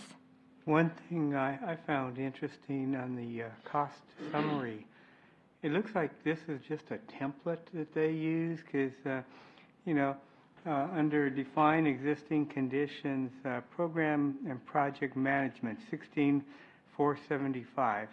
And then you come down here, develop and evaluate alternatives, 16,475. And then refine plans and draft project management, 14,706. It's the same amounts. It's just like it's a boilerplate. it's like they're using the same core of people and it's all the same salaries. So, okay, it's you for it, you for it, you Yes. for it, you for it, you for it. Yeah. I just found that kind of interesting. Yeah. Good point. Any other comments before? I just had a few more. Have you contacted other communities that have gotten this feasibility No, I grant have not. to see how it's gone with them? And pluses and minuses or whatever? Okay. No, ma'am, I sure I haven't. mean, I just thought. Curious, me too. Yeah. And then also, what will be our balance in the stormwater fund after if and when the council approves this at the second reading? That I don't know. I'll have to bring that to you at the Okay, next one. I if you forgot don't to mind, ask the question. I'd appreciate that, Sure. just because I know that's a limited fund as well. So, okay. Anything else? Yes, Counselor Jordan. Those different categories of codes and categories from funding, was that identified by you, just as a cursory review, or is it that part of the team that will do the process? Will they go through and extract every dime? Right. Every category I that was the one we who qualified for? pushed those categories at them to begin with because I read, about the program. Right. And so I suggested to them that we fit into more than just one category. Okay, And good. so they're looking at, well, yeah, we do think that you fit under 206, which is the erosion control. And then I said, well, I think we also fit under the Flood Control Act. And so where they had come up with just Section 205, I added 2 more to it because it's a Good, bigger part of good. money. Good job. Yes. Great, Thank you. wonderful. Thank you for that initiative, Melinda. You're wonderful. Keep yes, it up, Yes, please. I see. If there's no other questions from the council, then I will ask Ms. Joseph. She has a question. Do I need to give my name and everything still? Lynn Joseph, Leon Valley. Mhm. There was a crew that was working down in the easement behind me that were doing core samples. Is that part of this feasibility? No. Okay, what was that for? That's for that W2 SAW project. They're going to redoing the recycled water line and the sewer line in the creek. Okay. Well, very good. Again, thank you for your initiative and your proactive approach to trying to, and then hopefully, in the long run, it's going to hopefully alleviate our flood project, our flood control. That's right. The best part about it is Yeah. if this is a $3.5 to $5 million project, we're only responsible for 35% of that cost. Included in that cost, we can also throw in-kind services. So anything that we do that helps the project, but maybe we didn't have to pay for, we can apply. Also counts. That's wonderful. Great. Thank you. All right. Anything else? All right. So then we look forward to it coming back on June 19th. Thank you. Thank you. You bet. Then the last agenda item is number 8.6 under the regular agenda. And Ms. Pasolé, if you'll please read the ordinance. An ordinance of the City of Leon Valley, Texas City Council, amending general fund of the City of Leon Valley, Texas municipal budget for fiscal year of 2017-2018 in the amount of $25,577, and the police forfeiture fund in the amount of $36,985 to provide proper funding for the police department, the impound lot, and photographic traffic control system programs, providing for a repeal or severability clause, and providing for an effective date. All right. And it says Chief Joe Savaggio, and I look up and it's Captain Salcedo. So Yes, ma'am. welcome.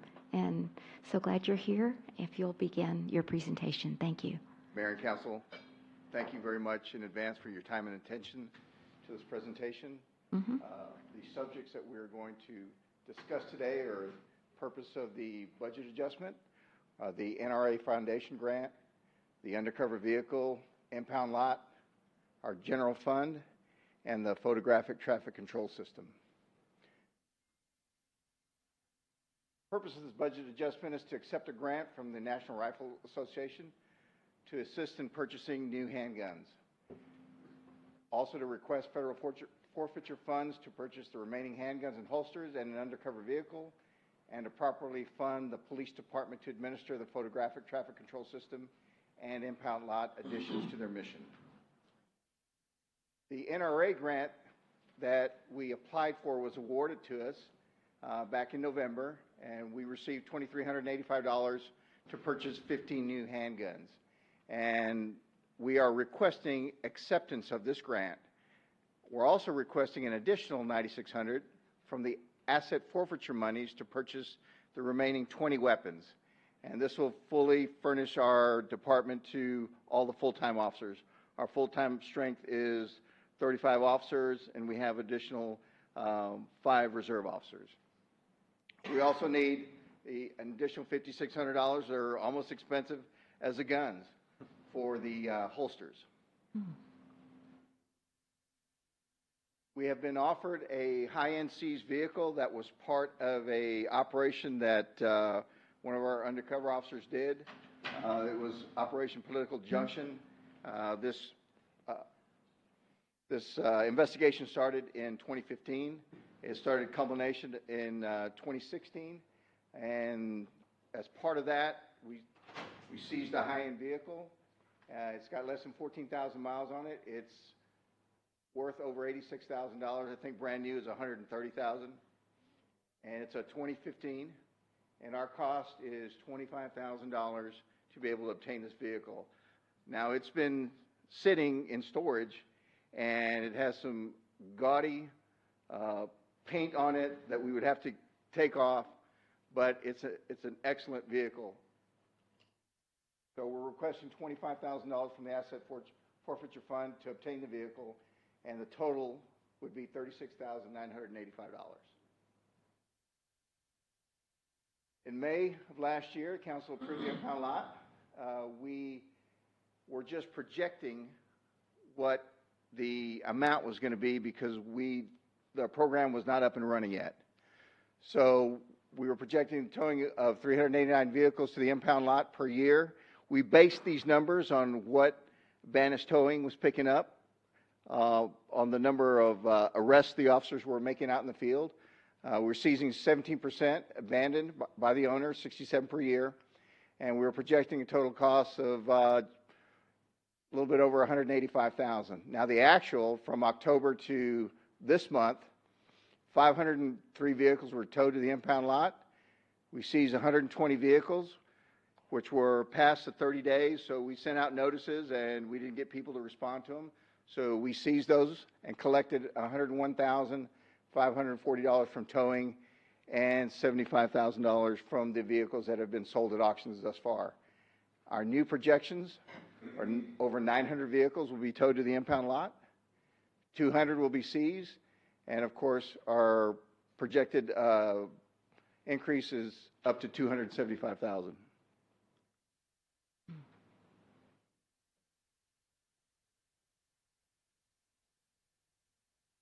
Sensitive. All right.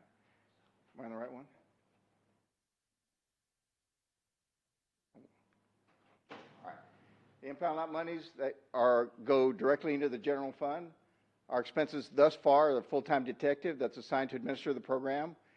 We've added fencing and cameras and electrical lights that were from the seizure fund, our signage and printing for all the information on the lot, the new vehicle, a towing hook to move the vehicles that are disabled. A lot of those we pick up from the side of the road that were parking violations or that were abandoned. So we need to have a means to move them around in the lot as they get closer to that 30-day period.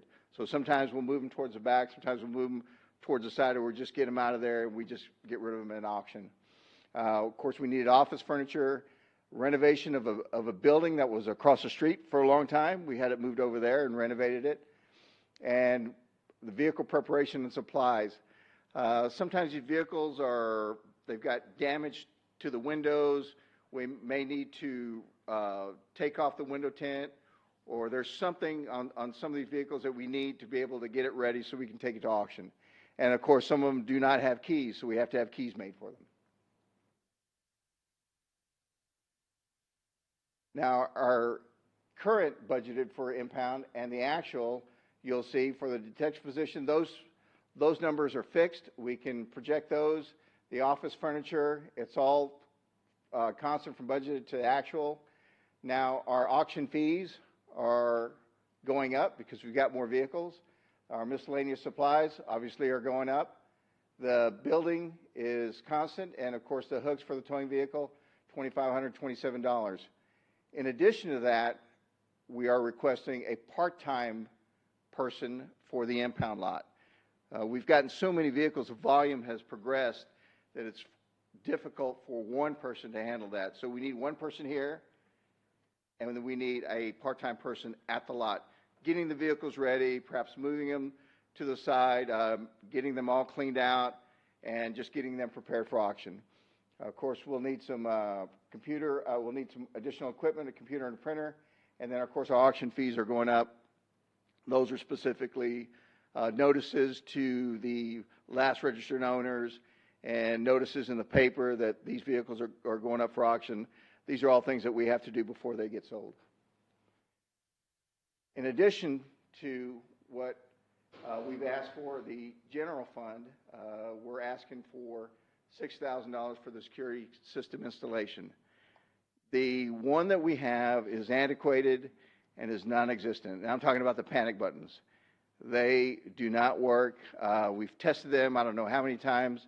The system definitely needs to be upgraded. So, and you're talking about for the fire department, city hall, library, and public works, all the main buildings for the city. The animal control traps are necessary. These are required by the Humane Society. We've gotten so many calls for feral cats, and so we're trying to get as many as we can. So the traps that we get, although they're very useful, they have a shelf life and they end up breaking from time to time, so we have to get new ones. The new ones are more expensive. So we'll need 20 traps and 5 additional carriers for that. So we are asking for an adjustment from the impound lot general fund specifically in the amount of $25,577.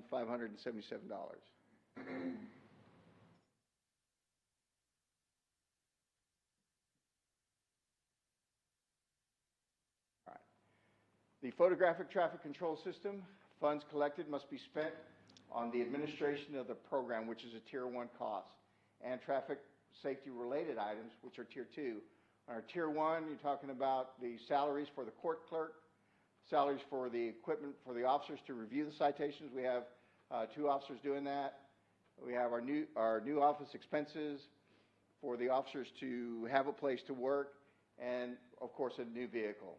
Our Tier 2 monies must be spent on the traffic safety related items, salaries and equipment for the new traffic officers out in the field, the new office expenses for those officers. They have to have workstations when they come back to the office, a new vehicle, and eventually we will be upgrading our street signs and the street lighting under the Tier 2 costs.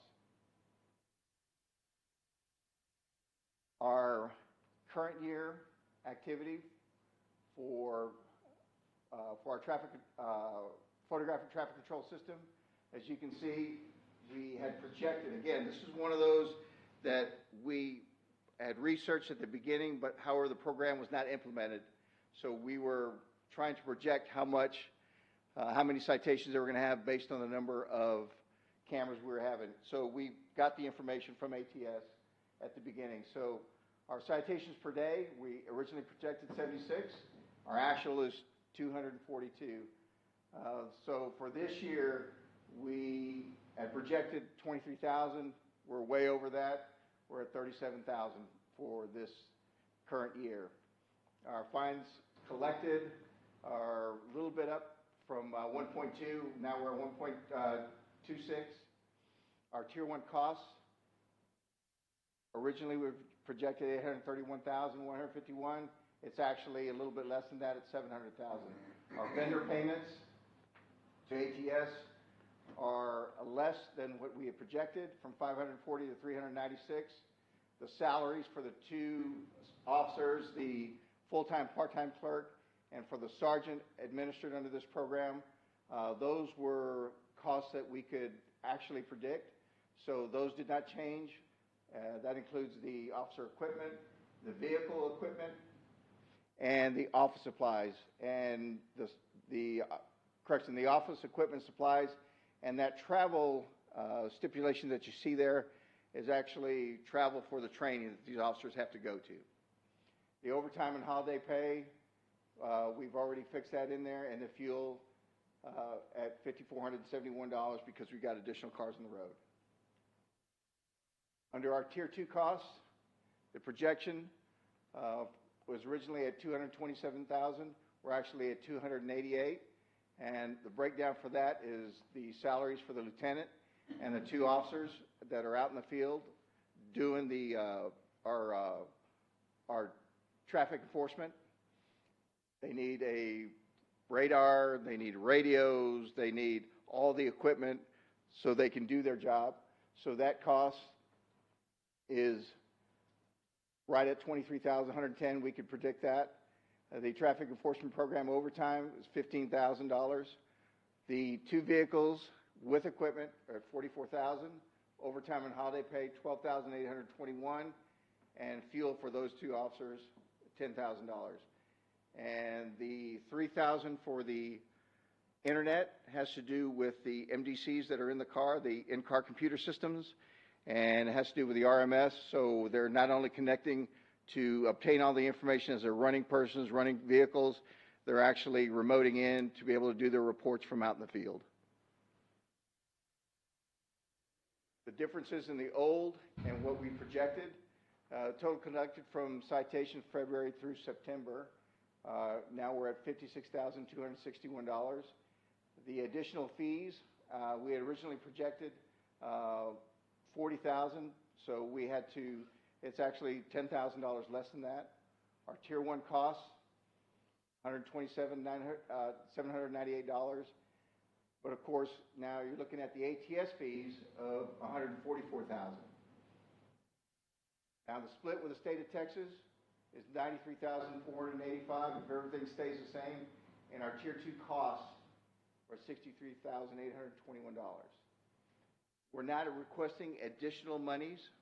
We're just requesting to move the monies around to the right areas.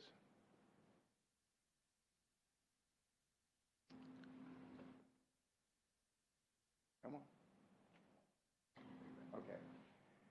We expect to have 4 additional cameras on FY19, Heavener and Evers in both directions. As we get more and more cars that are diverting to avoid Bandera Road, they're going down Evers, of course, when that bridge is completed, and then coming in off of Babcock Road. So in both directions, that intersection is a little bit more heavily traveled. Grissom and Shadow Mist in both directions, we're going to be projected at 5.3 citations a day at maturity, and then for the southbound direction, which is coming in towards Bandera Road, at 5.4 citations. So with that one, we're still waiting on an engineering study, and we will present that to the Citizens Advisory Committee and at Council. This is not, the intent of this program is not to raise revenue for the city. We're trying to increase safety and reduce accidents and injuries in our community. Anyone who travels Bandera Road knows that when there's an accident on Bandera or Warsbach, that puts everything in a tailspin for traffic to flow through there. So if we can reduce the number of accidents, we can get these officers back out on the road, back into the neighborhoods, and we can get more officers out there doing traffic enforcement so we can prevent these kind of accidents. So that'll save taxpayer money from officers having to respond to the scene, from fire apparatus having to show up. So we've got lots and lots of people that are there for an accident when they could be doing something else. And as studies have shown, less than 20% are people that even live in Leon Valley. All these programs have a positive impact on the Leon Valley budget, with proceeds funding programs make the city safer for the community.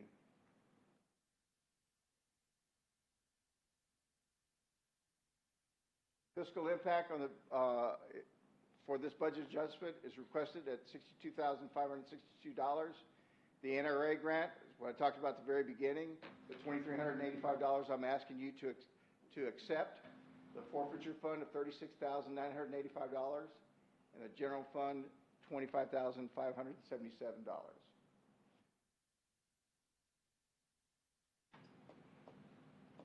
All these programs help reduce crime, respond to the public needs, and make the streets safer for residents and commuters alike. Ensuring that those violating the laws causing the accidents are paying for mistakes ensures that law-abiding citizens of our community are not left footing the bill.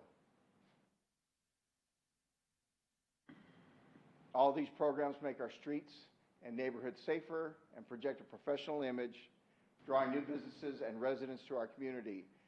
The environmental stewardship on the impound lot and photographic traffic control system allows for more officers on the street, which leads to the removal of junk vehicles and crash vehicles in our community.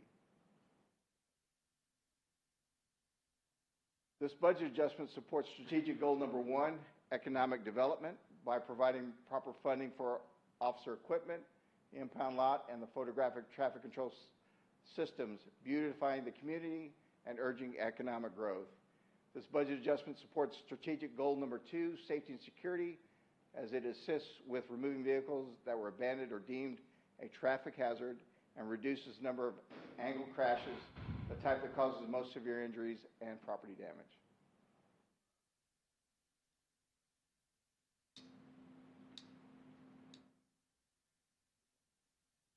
The Valley City Manager and Chief of Police request feedback on accepting the NRA grant in the amount of $2,385, adopting the budget adjustment increase, $36,985 from the Police Department Federal Forfeiture Fund for the purchase of new weapons and holsters and an undercover vehicle. Adopting the budget adjustment increase of $25,577 from the general fund, impound lot fees, and approve of the changes to the photographic traffic enforcement program budget as presented. Okay, that's a lot. Mayor and Council, I stand for questions. A lot to digest Yes, here. it is. Would you go back to that slide that you said, well, all we're doing is moving the money around? I didn't get that at all, and I'd like it to be a lot clearer the next go around. Nope. Keep going. Right there. Okay. I don't know. I just didn't understand that one. Maybe y'all did, but I certainly didn't. That's number 1. I'd like a little bit better explanation there. And then also on the additional cameras, you want to go up to that one? And I've got, like I said, I've got a lot of questions, but where did that come from? The additional cameras at Evers and Heebner. I mean, that's like a 3-way stop sign, a 3-way. I mean, you hardly get any traffic. Out north and south, so it's just on Heebner. Is it just on Heebner? It's not on Evers? Okay, all right. Let me say on that one, ma'am. Yeah, That was one of the ones that were originally planned and were Oh, it all of was? our original stuff. But we decided to put it off because we're waiting on the new traffic signal to come in. Okay. So now that the new traffic signals come in, now they have to start the process, which is really at the beginning, because we never went to Citizens Police Advisory Committee and Council. But it was one of the original ones, and the intent was to put one there all along. Oh, okay. I mean, we've been at this for about a year now, so I can't remember all of that. But this engineering study, will it take into the account that the bridge is closed and there's, you know what I'm saying? If we're doing the engineering study now for that light, The engineering study will have no impact on the bridge or vice versa. it's just the Heebner one? It's just Heebner You're just Road, gonna have the Heebner. back and forth is Okay. the issue. And then why on Grissom and Shadow Mist down there? Is there? There's a huge problem. There's, All the people down there with the school zones and Uh-huh. everybody's complaining, saying we need so something done here. you have evidence that people are running lights both coming Traffic- and going? The on that traffic one? engineering study has already showed them to be at maturity 5.3 and 5.4, but just like, Grissom literally was 5.2, and you Mhm. can see how many thousands per month that Grissom's producing right now. Mhm. That's how bad the problem is. All right. What's our balance in our forfeiture fund? I'd have to get that for you, ma'am. Right, and we're Last time I also looked- anticipating an award this year, right? Another award A for the huge forfeiture award. fund? Yeah, huge. So I'd like to paperwork. see what that is. Okay. You said on your thing that we wanted to fund street signs and lighting. Where? Those are things that, as part of the traffic control program, that we can eventually decide to do with some of the money. So if council decides, everybody decides we want to replace a stop sign with one of the electronic ones, for instance. Okay. If we All have the right. money That's good. available, Okay. then we can start looking at doing some different things, but it's got to be traffic safety related. Yeah. So stop signs that light up, that's traffic safety Okay. related. I was just I would unclear. urge that the first thing that we do is try to resolve the things that, with the state of Texas, with TxDOT, that were recommended as part of the engineering studies. I Okay. will urge that. All right. And then these figures on the red light cameras, that's really only from March to May, right? Didn't we just start it in March? Yes, ma'am. Yeah, so it's not even a But- fiscal year. Right, but what you saw is our projected, Uh-huh. but even then, it was, we put this together a month ago. This was through May 1st, If you ask me today, those numbers aren't even close. Okay. So, we can update the numbers if you want, but it's just going to be a lot more than what you're seeing there. I understand. Okay. And what's the undercover vehicle going to be used for? Why do we need it? For the undercover officer. Okay, so tell me about that. I mean, I don't understand. What do we? We have two undercover officers. Is it for crime? I mean, in other words, you're going to no. Do you know what I'm saying? I mean, are they going to sit outside I don't understand. Yeah, that. it's the vehicle that they're going to use when they go and do surveillance, when they go and do. And we already have one, and we need another one. No, we have one now, but we just have an opportunity. Even if we drive that thing for a couple of years and sell it, we're going to double what we put into it. So it's a good economic decision to go ahead and take that. All the other agencies. Okay, so we just want this extra vehicle because it's a good buy right now. And all these other agencies, the way this works is everybody gets a part in what's seized, those undercover units. All these other agencies, because our guy did so much, and he's the one that got the award up in D.C., he's done so much that they're... Oh, this is our HIDA? This is, yes. Our HIDA person? Yeah. They're voluntarily giving up their share in this vehicle as a reward for Leon Valley, and him, goes to Leon Valley, not him, as a reward for everything he's done for all of them, because he made them all money. And so we have an opportunity to probably take that in a couple of years, sell it for double or triple. It just economically, it makes a very good sense for us to go ahead and do that. But the undercover vehicle is only going to be used in Leon Valley? No, he's part of the undercover, the HIDA unit. So that's the HIDA. It's not here in Leon Valley. Okay. Well, they when do you work said here in Leon HIDA. Valley too. Okay. What kind of I know last year we spent $435,000 from the police forfeiture fund. Do you remember that? And I thought we bought a bunch of guns back then and all of that. We didn't? We didn't buy any guns. Okay, we didn't buy any guns for that. Okay. And the NRA grant was from November 17? We put in for it in November 17. We just got it this month. We got it about a month ago. Oh, okay. I thought we had gotten it back in November 17th. That's how I read that. Okay. Anyway, I've got some more notes, but I'll just, I guess it's the funding on that one page that kind of. So what I was trying to demonstrate. I didn't get that. Well, what I was trying to demonstrate, well, I could take the whole slide out, is that in some areas, we're not asking for additional money, but you can see in some areas where we've got more money, in some areas it's got less money because of the way we're moving it around. Can you show us that? Well, in a we different did in way? the other slides. That's just kind of a synopsis of what you'd seen in the slides previously, when you're going through here. Mm-hmm. Yeah, that was, if we take a little bit of time at budget to do that rather than during these maybe meetings, that's what we need to do, because I certainly. Because there's just so much more money. Because, okay, coming we're going in. to add those 4 lights, or if we're going to add those 4 lights, well, then all of our costs increase too, right? We have to But pay for those lights. you're right, but No. I can't project any of that until it goes in front of the committee and they say yes, and it goes in front of y'all and y'all say yes. It might be even this fiscal year if it goes through quick enough, but we're not really looking at it for this year, so we really can't put it in the budget for next year because we don't know if y'all are going to approve it or they're going to approve it. And we don't want to really project something that's not been approved through the process. Well, gosh, that's coming up, though. Yeah, it is. You know, That's why it's in July. We have to kind of go, well, but if you look So- up here, some of the things I'm talking about is, for, your projected, your ATS I vendor saw payments, that. for Yeah. instance. Mhm. That's a $141,000 difference. Mhm. Your, down here with, holiday pay and fuel, those are what we're actually going to be projecting for the year, which we didn't project at all in the previous budget because we didn't even know when the date was going to start when we were May of last year in this program, putting together for council. So you start going through here and you go traffic vehicles, overtime, all these things are additional, but you have, your actual cost 288, your projected 227. So when you look through here, your citations 56,000. Well, you go right here, difference between 1206 and 1262 is 56,000. Wait a minute, 1206 and 12. Fines okay, collected. Gotcha. All right. Fines good. collected. So Yeah. Okay. You know what I think I'd also like to see is, because this is general fund money, right? It all goes back into the general fund, the impound lot, right? So we're going to show. No, this is photographic traffic control system. Photographic goes into a separate account. Correct. That's right.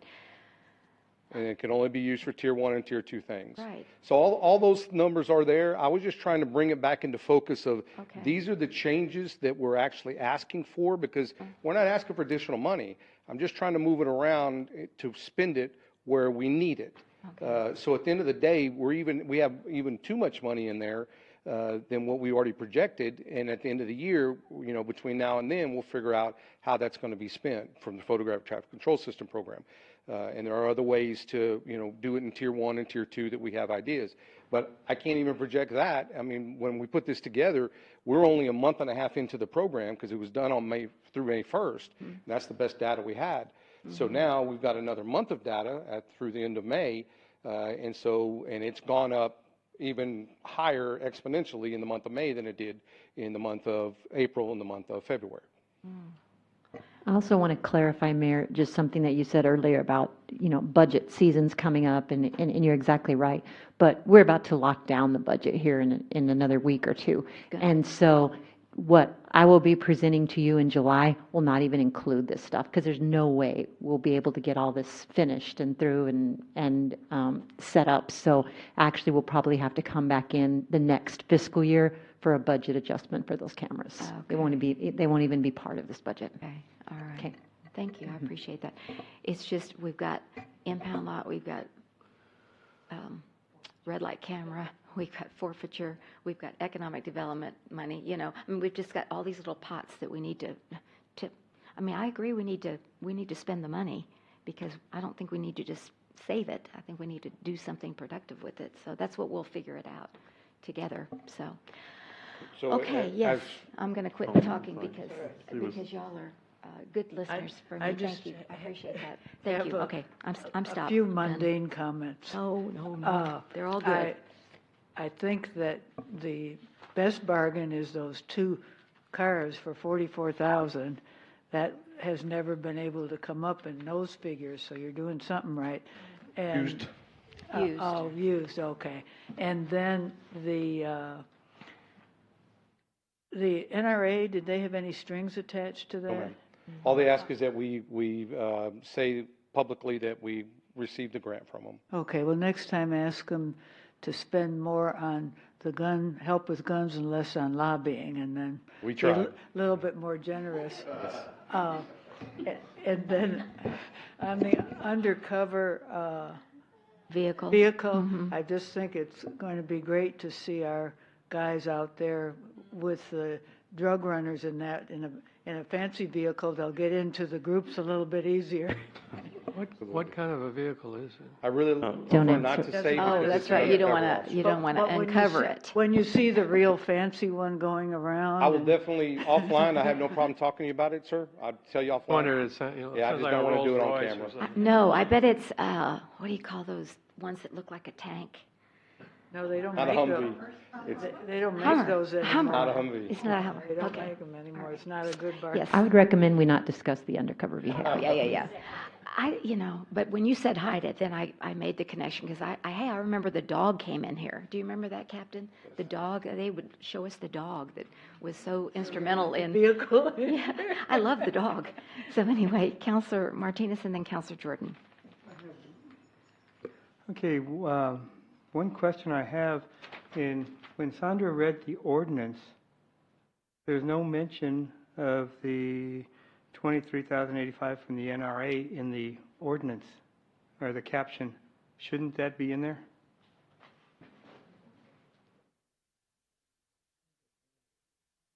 Pretty sure it's actually in the ordinance. Maybe what was read is not. Yeah. Well, it's not, it wasn't in the caption, and it's not in the caption here on my screen. Are you looking at the actual I'm looking at the ordinance. ordinance itself?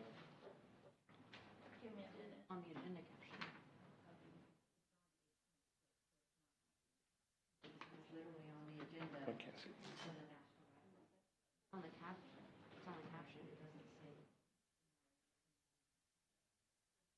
I think that needs to be corrected.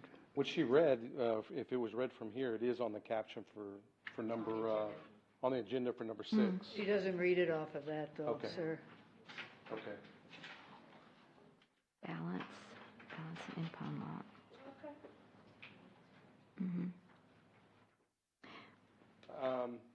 This is actually, that is, if you look through the bottom part, it has the details, but up in the caption, Vicky had asked for it to all be included, so believe me, it drove me nuts. So on the general fund, she smashed it all together in the caption up top, and then if you look down in the ordinance itself, I think the first or second line of the ordinance where it talks about it, it's listed in there. So this is the way that, in that part right there, is what finance asked us to do for this ordinance. But it's detailed in the ordinance, the acceptance of the grant. Does the National Rifle Association require it to be in the caption of the ordinance No, ma'am. or publicized in any way? It is being publicized because it's on our, one, it's on our agenda, and two, it's in the ordinance itself. It does talk about it. Does it require, does the NRA grant require it to be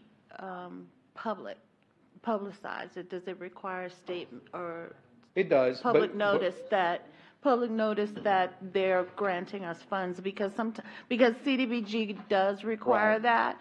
And It I was does. just wondering if the NRA, I didn't know that. It so, does, but okay. it is in there. If you look, the first or It's in there. two lines of the It's in ordinance there. itself, it is in there. It's the She fourth wanted- whereas. She wanted to, yeah, in the whereas, she wanted to make all the general fund stuff, because I had it separate, and she wanted all the general fund stuff together, so if you add the stuff from general fund, you're gonna see that in there, and all the stuff from forfeiture together, and all the stuff from, so it was, that was actually a fiscal thing and reasoning that she wanted it. So Mayor and Council, it's in the caption that was presented to the public, and as long as it's there, I think we're okay, because it's in the ordinance itself, but if the NRA requires public notice that they're funding, it is in the public notice, the caption that was presented to the public. Our original agenda. Yes. Yes. I can see that, but I still think it'd be a lot cleaner if that was spelled out in the actual ordinance. It is, In the caption, in the It's caption, not in the caption. in the caption. Okay, we can do that. You wanna go fight with Yeah. Vicky, because I've already had that Okay. fight. It's okay. Got you. Thank you, Mr. Martinez. Counselor Jordan. I just had a question on the location, additional locations and the numbers at 5.2, 5.4 at maturity. Can you explain that? That's the average. Citation. It says daily, so there's going to be, that's all the activity that you expect at those locations on a daily basis? Correct. So what we're seeing now is initial start of the program, and it's high because we got a huge problem. But as you educate people and as they begin to understand that it's here, it's going to go down. So far from the month of March to the month of April, it went down by 10%. So it is having a positive impact already, which is a good thing. It's going to keep going down. How low it's going to go, we don't know. But what their studies show, and their algorithms and all the stuff they do after they do the traffic study, they can come up with a number that says at maturity, which is 18 months from now, at maturity and from here on out, you should get 5.2 citations per day. 5.2 is, or 5.3 or 4, 5.2 is the minimum they recommend to put a camera in. That will sustain the payment of the cameras and the payment of the administration of the program and money for your Tier 2 program, depending on how big you want it. So when we made our projection initially, we projected it at the 18-month rate at maturity. Why? Because we don't know what's going to happen, till it happens.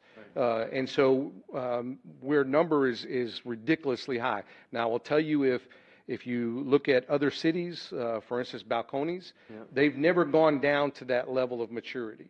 They've always stayed almost twice the level of what was projected. Why? Because it's a state highway, because they have a lot of cars going through every day, and we might just be the same. We don't know until it gets there. So we projected at maturity at 18 months from now. We're not projecting at what we're seeing today. That's why our numbers are so high. It might stay this way. It might continue to go down, and we hope it does. That's exactly what we hope happens. Continues to go down because that means people have stopped running the red lights. So that's how we project them. It's at maturity, and it's 18 months away is at maturity, and it's 5.2 per day. and you multiply that out times, 365 days. And there's a whole mathematical formulation that we do, because you can't really assume that 100% of the people are going to pay. So we went at 65% and blah, blah, blah. There's a bunch to it. Okay, second question is the cost as far as working it into the budget. So what else needs to be done as far as projecting it into the budget for this year, if we know that the program So works? if it comes for this year, there's really no cost to the city of Leon Valley. We would need to come back and basically say, hey, we need the authorization to accept money and spend money out of the red light camera program, because just like anything else, all these other cameras, once they go live, then it's going to start giving citations, and it's going to be $75 a day. But we don't have those we haven't got that approved through council. So if I come back to y'all this fiscal year for it, it will be with, okay, here is what's been recommended by the Citizen Police Advisory, well, been recommended by the study, by the engineering study, the Citizen Police Advisory Committee. Here's the recommendation, and here's also the budget adjustment that we need to go with it. And it really won't be a budget adjustment for our spending. It might be a little bit. I can't think of what it would be, but we definitely would be coming back for a budget adjustment, because that's money coming in and money that's going to go out at, per camera that we didn't project initially. But the studies are already done, correct? The traffic study's been done. They're working on the engineering study, and so we're hoping that'll be within the next month. And so because I got to take that now to the Citizen Police Advisory Committee and get their approval, I mean, you're talking about another month, and then I got to come back to y'all. So it could, 3 months, we're at the end of the fiscal year. And so it might make it a little early, but that would have to hit everything exactly when it should hit. But the problem we have, ma'am, just like the boss said, is we don't have it in fiscal year 19 budget either, because it has not been approved yet. So it's not in there. So we would definitely have to, if it's going to be for fiscal year 19, like she said, we'll still have to come back to you at the beginning of October and get that adjustment made for y'all. I just wanted to give this to her because I saw that. Thank you, ma'am. Thank you. You bet. Dr. Edwards. So if the system really works in the long run, it puts itself out of business. Absolutely. But that's exactly what I keep telling people. If you want us to remove these, stop running our lights. That's simple. Has it ever happened? I don't know that it's ever happened, but I know they've been removed because it stopped making the kind of money at one point or another. But it dropped below that minimum. It dropped below that number, so they have removed them. So it's kind of working, really. Absolutely. Yeah. Absolutely. We hope that it happens. That means we're not doing the EMS runs and the police runs for the accidents, and that means that the things have gone down, and we're all happy at that point. Okay, thank you. Yes, sir. Okay. Well, Chief, I'll get with you on that one slide so you can, because I see what you did on that, but I don't want to belabor the point because it's getting late. Okay, and then the other thing is, so then on the impound lot, we'll actually show those additional expenditures if we approve it the next time, right? So they're in there. The additional requests for expenditures are in there already. But I mean, on our bottom line and what we still have left over that's not been dedicated. Oh, You see you what want I'm me? saying? It all goes to general fund. And last time I looked at it, we had like 31,000 plus. So now we've just, where you're asking for a budget adjustment out of the impound lot of, so that's going to reduce the plus amount that we still have, right? So, Do you understand what I'm saying? Yes. I'm tired. Yes, and but I know no. you're tired. Yes, but no. But I just want us to. I just wanted to. I want us to keep out there what extra money we have that we might be able to spend someplace else. So that's all. But it just depends on when you ask and how you ask. So if I you know ask you're in, first in line usually. if you ask in January, we were 30,000 at that point, but now that we put the traffic officers on, now we've gone from, we projected initially 32, now we're projecting 100 a month. And those guys are making arrests and towing vehicles, so that number goes up. It just depends, because it's not something we have data to fall back on and look historically. It's every month changes because of the changes that we're making to the programs, and it changes and increases or decreases things accordingly. Okay. Well, what I've seen is it only is increasing, right? But the costs also, if you go back, Your for the costs, most but part. But for the most part, we're but there still are- ahead of the Outweigh, yeah, absolutely. Yeah, But we definitely. do have additional cost that were Oh. not originally budgeted in there. Right, So right. do I Okay, think like we're the going to? part-time employee, I mean, that was Right, not there on were- the original. Or the, Yeah. the remodeling of the building this fiscal year, because we wanted it done last year and we didn't get it in time. Okay. You know, the hooks, Yeah. because for the big tractor and stuff. All So, right. yeah, there's additional cost, and there's some other things next fiscal year we're going to be asking in the Mm-hmm. new budget to make our program better. But yeah, there's definitely going to be stuff Some available, surplus, but yeah. we really need to get some good time period with keeping our programs the same to be able to give you a historical of what we're going to be looking at in the future, because we just keep changing it, and this change, if you add another officer next fiscal year to our traffic program, well, things continue to go up and blah, blah, blah. Besides, Okay. he's using it as it comes in. Yeah, I know. That's what I was saying, he's taking all the money. No. But it belongs to it. Let me ask Well, you, the red light cameras, yes, but the impound lot, that's general fund revenue, so that could be used. But for- you and I- still have to fund the impound lot in order for it to I work. understand, Which is but what we, this is. yeah, but we still have money left over, so I Yes. just wanted to know that that's a resource that we have, if we need something.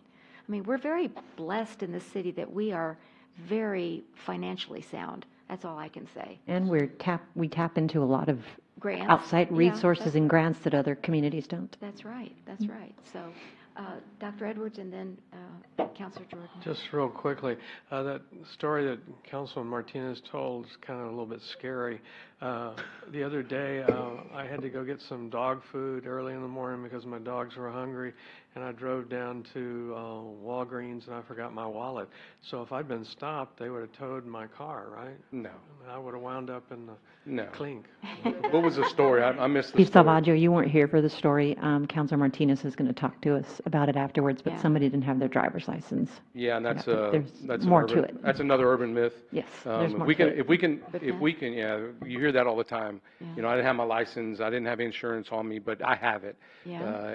But if they have it, we can verify it on the computer by their name and date of birth. Yeah, right. If they have insurance, it's going to pop up on their vehicle when we run the vehicle. So people like to say that as an excuse for why they got in trouble, but there's usually more to the story. Okay, you have a behind-the-scene thing. Absolutely. Okay, yes, Counselor Jordan. Yes, I just want to follow up and see if I understood correctly. Did you say that the monies from was it the red light cameras or whatever could be used for street lights We can. in the neighborhood and things like that? We Yeah, definitely can. and people like those. That's part of the. They really do. Right. It would be. And that's my long-term goal is to get to the point, Mhm, once they we love get the those program things. running and the vehicle's purchased and we've got everything we need Right. to run and execute the program, then y'all sit down and figure out how to spend the money within the law, the traffic safety program.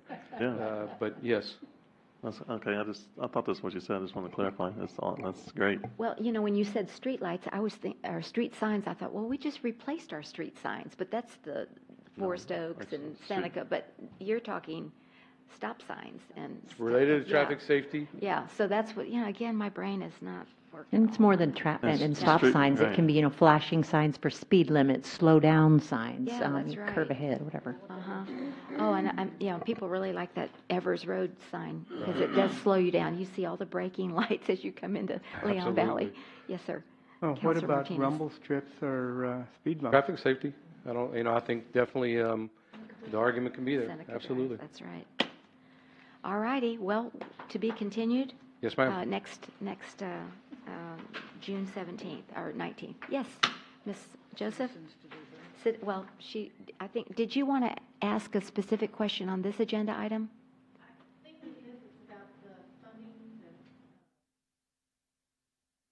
Come right ahead. I wasn't sure if it was this or citizens to be heard. Go ahead. Thank you. Falls more under citizens to be heard, but it has to do with the funding a little bit. I'm currently working with the petition on my street, several of the streets in Canterfield, to request that there be some type of speed deterrent. So I just need to find out and let's see, who gave me that? I think Melinda sent me Oh, the I was going to petition say, to I do that. probably sent it to you, yeah. And so does that go back to the police advisory, or how does that? Not the speed hump. No, I think so. it goes to the council. How that filters in and out? And, Yeah. okay. Thank you. I hadn't had a chance to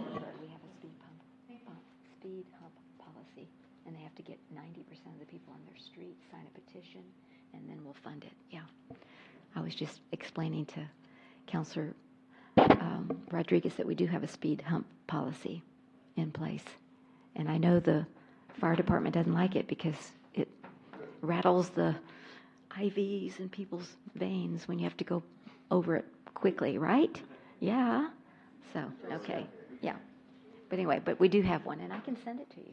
I'll be glad to do that. Okay. Anything else? Thank you all very much, and appreciate all of your efforts on keeping us safe. Thank you. Do appreciate it. Okay, citizens be heard. We have 3 wonderful citizens left. Would y'all like to say something? Oh, you want to go home? I don't blame you. Okay. So at approximately 9:40 on Tuesday, June the 5th, without objection, we move to adjourn, and we'll see you on the next meeting, which is June 19th. Good evening. Kelly, I have something for you. Oh, I just wanted to show you this. Show me how. Oh, yeah. This is just, it's in the paper today. These are 18 businesses that are building. It's confusing to me. It's going to be confusing to them. Hey, I already sat through your budget. I'm like, I was already confused. I was like, okay, fine.